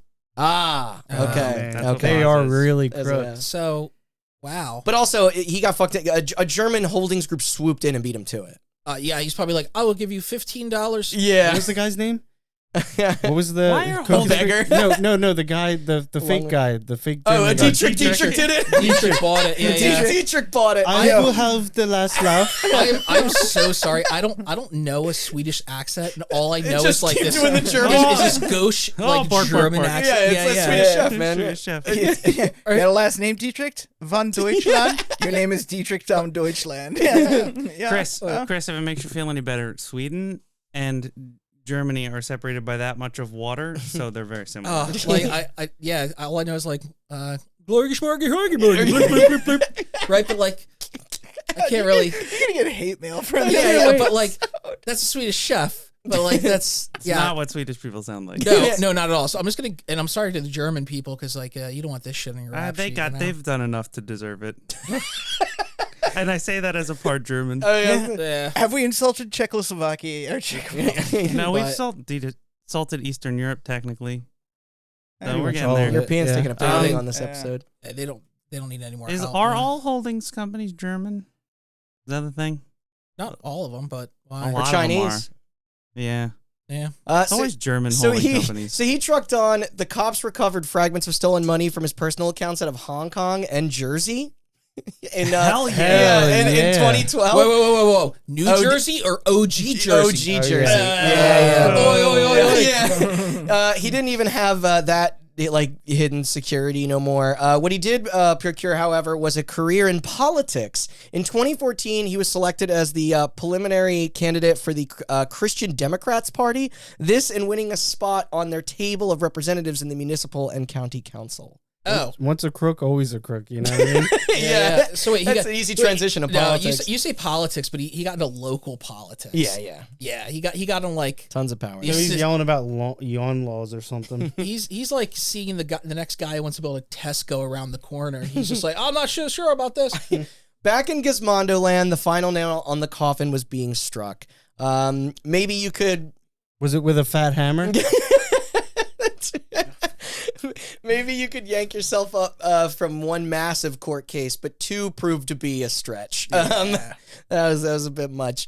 Thus, the word Gizmondo was now just a whisper in the wind, except when accidentally spoken by people confusing it for the tech site Gizmodo. Gizmodo. God damn it! Yeah. I was actually gonna I was like, say. how are we gonna get there? I was Yeah. actually gonna say when you first mentioned the Gizmondo, all I thought I'm like, isn't that a gaming website? Gizmodo? Gizmodo. Yeah. It's a tech website, but I almost named the file for this episode Gizmodo.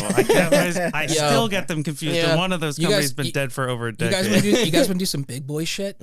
Let's check out to see who owns the trademark for it, and see if it's lapsed. And then for like, I don't know how much does it cost to trademark something? I think A lot. A A lot. lot? Yeah. Really? Yeah. Mhm. Even for Gizmondo, like, imagine we buy the rights to the An name LLC Gizmondo. is Hey, cheap. hey, ready? I'm gonna trademark it right now. Gizmondo, we own it. TM, TM, TM, TM, TM, TM. So what about Freer? This is the he's more or less all who's left in our clusterfuck now. Something tells me he's not going to be freer much longer. That was good. The jokes this guy got. Oh, yeah. Erickson and Lungman were locked up, but this dude was still keeping on. Not that he hadn't had to pay his dues before. Previously, Freer's been under arrest in Sweden, Germany, the UK, and the US. Okay. A portion of these under aliases like Brian Littleton and Eric Johnson. Not the guitar player. Yeah. I doubt he could write Cliffs of Dover. But yet somehow he got himself through one of the biggest fucking fraud investigations in British history with the Gizmondo affair. It ranked at 215 million pounds. If I haven't said it already, like in back, like in money that was burned. In 2005, he was fined 135,000 euros in Stuttgart, Germany, for canceling. Wait. Stuttgart? I'm sorry. One more time. Schlut. Stuttgart? Yeah. Is it ST? It's SLUTT. GART. Stuttgart. That's Stuttgart. That's a typo. Are you sure? Yes. Yeah. Yes. Not to I be. like Slutgart better. Yeah, that's a destination of. Yes. Not to be mixed up with Cuxhaven. That's a real German city. Hell yeah. All right, That's a wrap, everybody. Yeah. That's it. You'll be here all week. So this was in Germany for canceling check payments in a crooked transaction with an auto dealer, to which he explained was just because he thought they were stolen. Benefit of the doubt there. A year later in the United States of A, that's how that goes, right? He was accused of impersonating a San Gabriel Valley Transit Authority officer in an effort to buy a .44 Magnum. Probably wanting to cosplay Dirty Harry or whatever. These fucking people. They did love movies. We just No, I think he needed to just shoot somebody in the head. Oh, that's The 5-0 also took his 12 rifles and 4 other pistols, although let him go on each of those when he presented his gun permit. That and there didn't seem to be enough solid reporting for the impersonation of an officer. So it's crazy. So many fucking chances, this guy. And these predated the whole Hail Mary of the Gizmondo 2 pitch that came to an end in 2009 in concert with his partner getting handcuffed when the Baton Boggs law firm filed an action for violating the Civil RICO Code or the Racketeering Influenced and Corrupt Organizations Act. Yeah, of course. We've talked about RICO statutes. Oh, have we? before. Okay. Yeah. Parallel to directing his now Saks Get Fugu company, there is that other business he had running that was facing trouble. I'm not sure if you recall. That was the search bar technology that he had in development with Zero Mobile. Yeah. Could have named back it when. Got Fugu. Real quick, if you Question want mark? to learn more about RICO statutes, check out the hot coffee episode. Oh, that was so that long was what ago. Leland Yee got arrested for.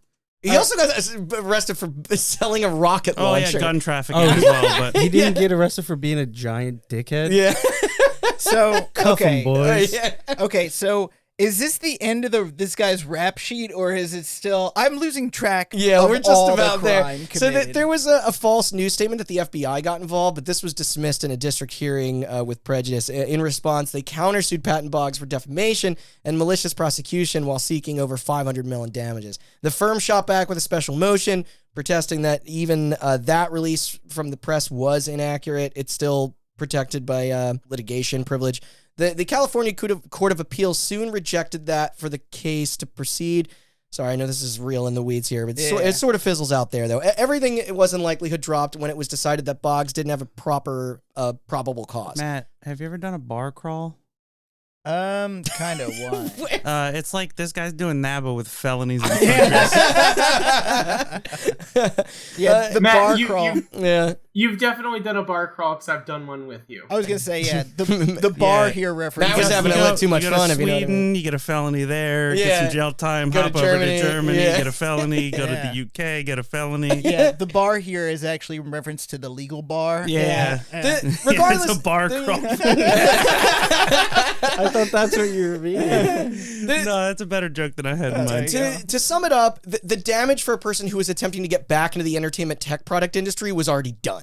He shot his last shot. Like at some point you've hit too many bars to be able to. Yeah, Oh. there Yeah. you go. You got to throw up in the bathroom at one of them, you know what I mean? So at a loss for friends to continue the legacy of the Gizmondo, he aborted that and in 2010 co-founded Alumade in Singapore, a supplier that manufactures metal-based medical bandages. That's the next bar on the selling trip. There you go, yeah. To help relieve patients in pain with first and second degree burns. Oh. Awfully like noble for him.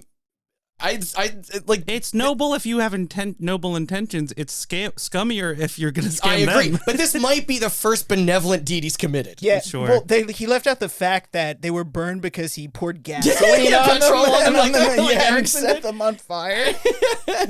After that, he goes relatively silent. I suppose he finally went straight, as they say. The past he wished to hide did catch up with him in 2015 when Danish television channel DR3 produced a documentary featurette on the It Factory debacle.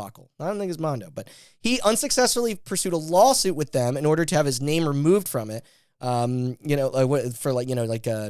are you talking about all those very real things I did? Yeah, You guys exactly. gotta knock that Of off. course, they aired it anyway, and so he then went after the 5 employees at the station for more defamation of character suits. He lost. Did you ever watch the H Bomber Guy video on the anti-vax stuff? Yeah. That's what he says in that. He's like, usually if you're a reporter and the person you're reporting on is suing you, you're going in the right direction. and for the record, you are legally allowed to do that. You don't need permissions to cover people in No, content, like especially public figures. Depending on the country. Yeah, I mean, if so, we'd be screwed. Yeah. We kind of already are. but before we get to our final paragraphs, I am going to leave us with an amusing tidbit that I learned during my research for this epic shit show of a script. See, while we may have to pour one out for the Gizmondo, we thankfully won't have to pour one out for the Enzo. That's right. In 2016, the colossally fucked up and ultra rare Ferrari Enzo remains. This is chassis number 135564. Chassis. God, fuck it. You're good. Go. Goddamn language. None of this makes sense. But the chassis was preserved and shipped to the auto company's official manufacturing warehouse in Italy, where it was immaculately restored to better than new condition. What? Yep. Complete with never before equipped features such as a satellite navigation and rear view cameras not present in the original model. They fished that thing out of the fucking trash, and we're Yeah. like, we need to restore it. Shipped it, yeah, like To Chris's Send it point, overseas. To Chris's point from earlier, these supercar companies, like, if you buy one of those, Yeah. they like. It's the like, rest of it's your like life being commitment. fucking watched by the police. It's Oh my God. It's they lifetime follow- insured. They follow like everything even you got- do with it, and like Dude, it's like buying a house with a homeowners association. exactly, yeah. It's like they hound you. Like Ferrari made 400 Enzos, they know where every one of them some bitches is. Holy And shit. if one of them crashes, they'll fucking They'll also restore know it and about sell it. it again. Yeah. and they then tell had- you can't buy another one. Yeah. They had cut in half insurance. That's Oh, pretty wow. rare. That's premium. Yeah. dude, Yeah. so the It's an body Italian thing. yeah, you wouldn't get it. the body was painted from bright red to jet black. It was certified and sent off to a private auction at the RM Sotheby's in Paris to be sold for, or is it Paris? No, but you said it's Sotheby's. Fuck. God, You know, the so black, done with tonight. the black paint's tried to try and hide the fact that it's cut in half. What are these seams? You guys want to hear Yeah. about this car's backstory? Yeah, it sold for $1.75 million USD when converted. It had 2,500 kilometers on the dial, and when it was, Yeah, 200,000 when it was crashed. just that night. Yeah. and an undeniably fascinating history, the likes of which no supercar Okay. had ever seen. But to be fair, when you have 2,500 kilometers on the speedometer Mhm. or the whatever the term for it is, Odometer. the mileage Yeah. thing, and then the engine is unceremoniously ripped out of the back of the Yeah. car by a tree, you can reset that shit. It like, was, you know, hey, it was a pole. Yeah. whatever. Nature's got nothing to do with this. You leave her out of this. Ferrari had to put a new engine in the thing, so just reset the Yeah, fucking thing. right. That's what I would think. Yeah. That is true. That's a good point. The car didn't have an engine when they got it back. But dude, yeah, I still don't know how they put that shit back together. They're wizards. It was seriously in two pieces. I gather the repair must have been worth it, considering it's a replaceable status. But but that, my fellow hot button compatriots, concludes the story and our 100th episodes. Do you believe it? So many Yay. hours. And there was much rejoicing. Yeah. I know. I exhausted you all. I apologize. Yeah, I have an unofficial list. I mean, this is from VG Charts, so take the accuracy with a grain of salt. But yeah. I figured it would be interesting to put the sales numbers of this in comparison with other machines. Okay, so I don't know how I wasn't able to come across this. So this is going to be descending. Okay, so we're going to start with the ones that sold the most. Virtual Boy, 770,000 units. That's the top. Okay. That's the ceiling.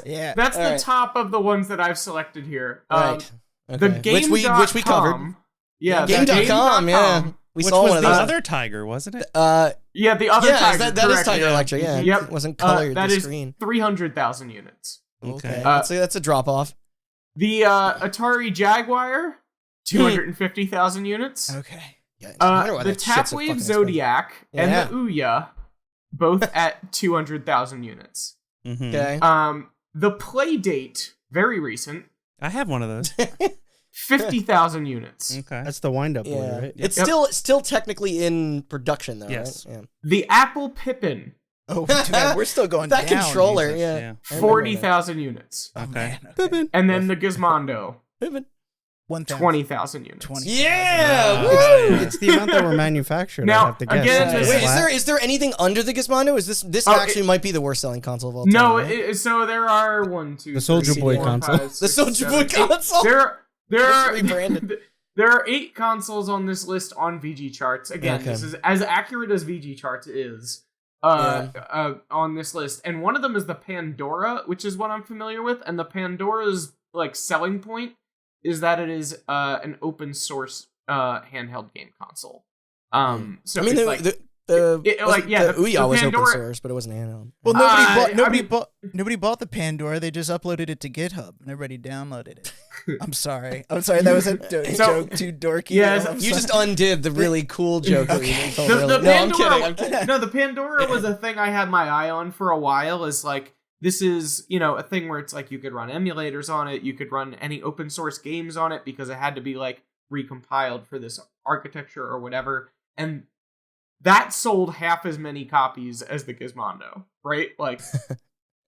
That's also, what's interesting about it. The Soulja Boy console was a rebranded Chinese thing, so that probably sold more. What's the Chinese one called? Way more. Yeah. What's the Chinese one called? Oh God, it's some that's generic impossible to say because You're the one with the computer. Google it. It's plant. Well, it's one of those things where it was manufactured by somebody and then everybody bought it and slapped a sticker on it, so nobody actually knows who originally manufactured it. It's great. Generic console number 7. Yeah. But we did it, you guys. We can now be syndicated. Yeah. It's 100 episodes, right? I think it's all right. I'll call NPR tomorrow, see if they want to book a slot. It's really funny. Do you guys have 9 hours in your scheduling for us? we have a Tetris episode you might be interested in. We've got the overnight block. Yeah. You have to fill 8 just hours of time. Only 8 give us the hours? witching We gotta cut hour. it short. I think it's really funny that the only phoenix that rose from the ashes in this story is the It's the car. Ferrari. Yeah, you're right. Oh my God. Holy shit. Or the pieces. There's so many. What baffles me is if you're in it for. If you're a scam artist, you're in it for the money. Why get into video games? Yeah, there's so many better industries, right? Yeah. Fast, loose cash, open pizza places. We talked about this before on this podcast, and definitely way more off the air. Yeah. Video games are such a treacherous industry, and nobody who isn't in it understands that. Oh. And every time, companies with more money than God will try to enter this fucking thing and fuck it up. Yeah, literally. If Amazon and Google and shit, it takes a Microsoft to be able to lose billions of dollars to be able to make it in this, or a Sony, to be able to make it in this industry. Or you gotta be Nintendo, be around for 100. Yeah, Google's just years. we're gonna get in on this shit, and then even they. This can't is hard. Do it. Yeah. We don't know what we're doing. Yeah, didn't Apple is also kind of stepping away from what they were doing. Yeah, Apple has their service thing, but. Apple's stuff going on lately is really funny because they have half-assed getting into the video game business on times. 6 different occasions. Yeah, and they are still half-assing it now, and that's what's so funny. They're no, this time we mean it, and I'm dude, no, eventually it's gonna make up a whole ass. No, I think they're doing it the right way, actually. They're just sticking their toe in. And they're like, ooh, water's cold. Yeah, they're just timidly sticking their toe in and being like, maybe it's time for the whole foot. Just so Tim Cook going, Yeah. I did eat like less than a half hour ago. I don't, for the 0 people interested in this, I did look it up. They are a limited liability corporation, so the guy wasn't personally liable. Yeah. 2, Really? the trademark Okay. in America died. It was abandoned. The trademark is actually it's considered dead. Okay. Like if you look it up, it'll Yeah. say dead. You can revive dead trademarks. So if you Why hasn't anyone done that yet? because you'd have to go to a lawyer and probably spend like $3,000, yeah. and if you have no business plan behind it, it'll get rejected and stuff. I got But it's it. dead. Damn. You could bring it back if you wanted to. So be on the lookout for the Hot Buttons official Gizmondo console. I get it. yeah. The company, we'll bring it back. We'll call the company Gizmondo, and we'll develop the Gamecast.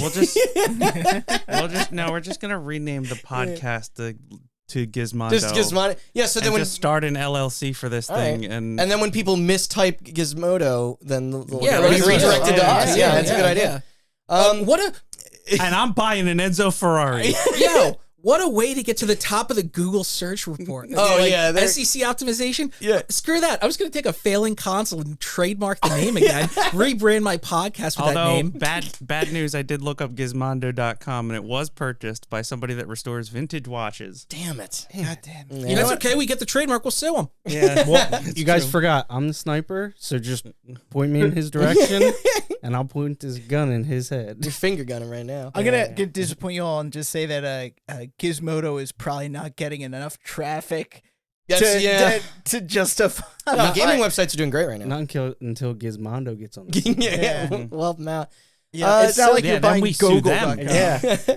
So last thing, obviously, there's nothing I can say to express the sheer gratitude I have for all of you guys and those in the family and not here, along with our wonderful listeners who have been sticking with us since what, 2017? Yeah. Damn, yeah. It really is amazing. It's been a hell of a rough year, and being able to share this tale with the world has been something I have very much been anticipating for so long. We said it before on the podcast. That's why we got but into this shit. In case you haven't listened to all of This our was shows, the inspiration. Like we the- made yeah. we made a list of topics when we came up with the idea for Hot Button, and this was number one. This was Yeah. the first idea, and Finally we crossing saved it off. Yep. Yeah. As for the Gizmondo, I doubt it'll ever resurface in any meaningful way again, but there was, in March of 2015, a Swedish stage play named Sishak Steffi that premiered in his hometown of Uppsala that chronicled his life and career.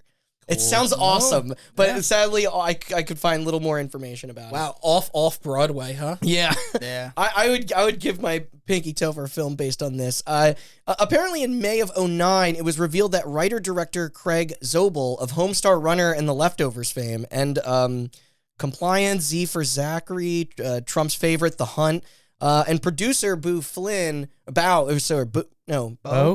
Jeez, like Bo is Afraid.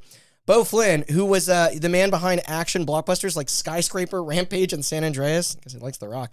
These and also independent pictures such as Requiem for a Dream and Choke had optioned the rights from a 2006 Wired article by I messed up my own name. This guy's name is Randall Sullivan, spelled the same way, and I fucking tripped over my words. Randu. Yeah, but titled, quote, The Spectacular Crack Up, to create one, like to translate it.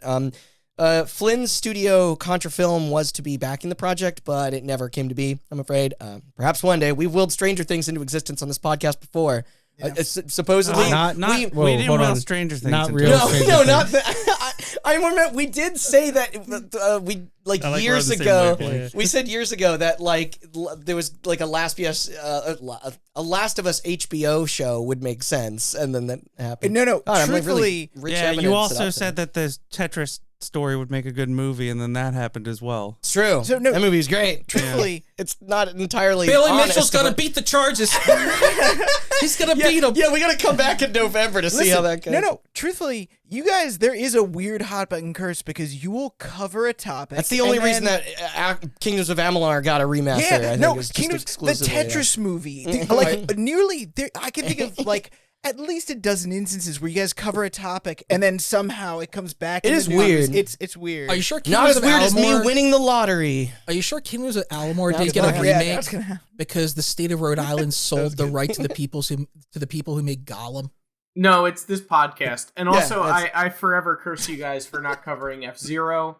Yeah, I'll tackle I that don't and know burn out why the you same. won't will that into existence. Because it needs to get that willing that into existence will require a translation. We did something on Stubbs and then that got a remaster? Yes. Yeah. You want to you want to do it on Eternal Darkness? I already did. We both covered. Me and Austin did Epic Games versus Silicon Knights. Knights. Yeah. Gosh, sorry, I'm really tripping over my words a lot tonight.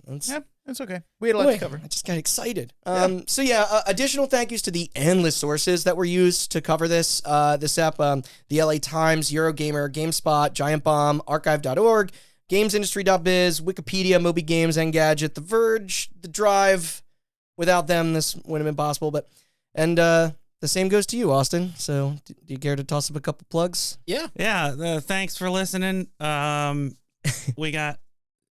know it's been a little bit slower of a cadence of releases as of late, but we're working on it, and we hope to get back into a more regular thing soon.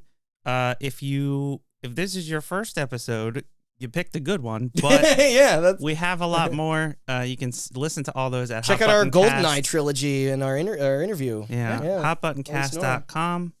Also on all the podcast services, Hot Button Podcast.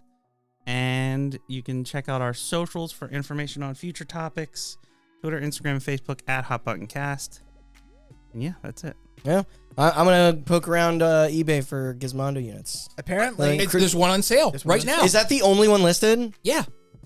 $4.50. There's 4 listings when you type in Gizmondo. the One's a condition. carrying case. Yeah. One is the Gizmondo. One is a shirt from E3. Mm-hmm. Creating a monster. I have a problem. Yeah, All right, no, guys, also- get me out of here. I gotta play squash with the mayor later. And on that note.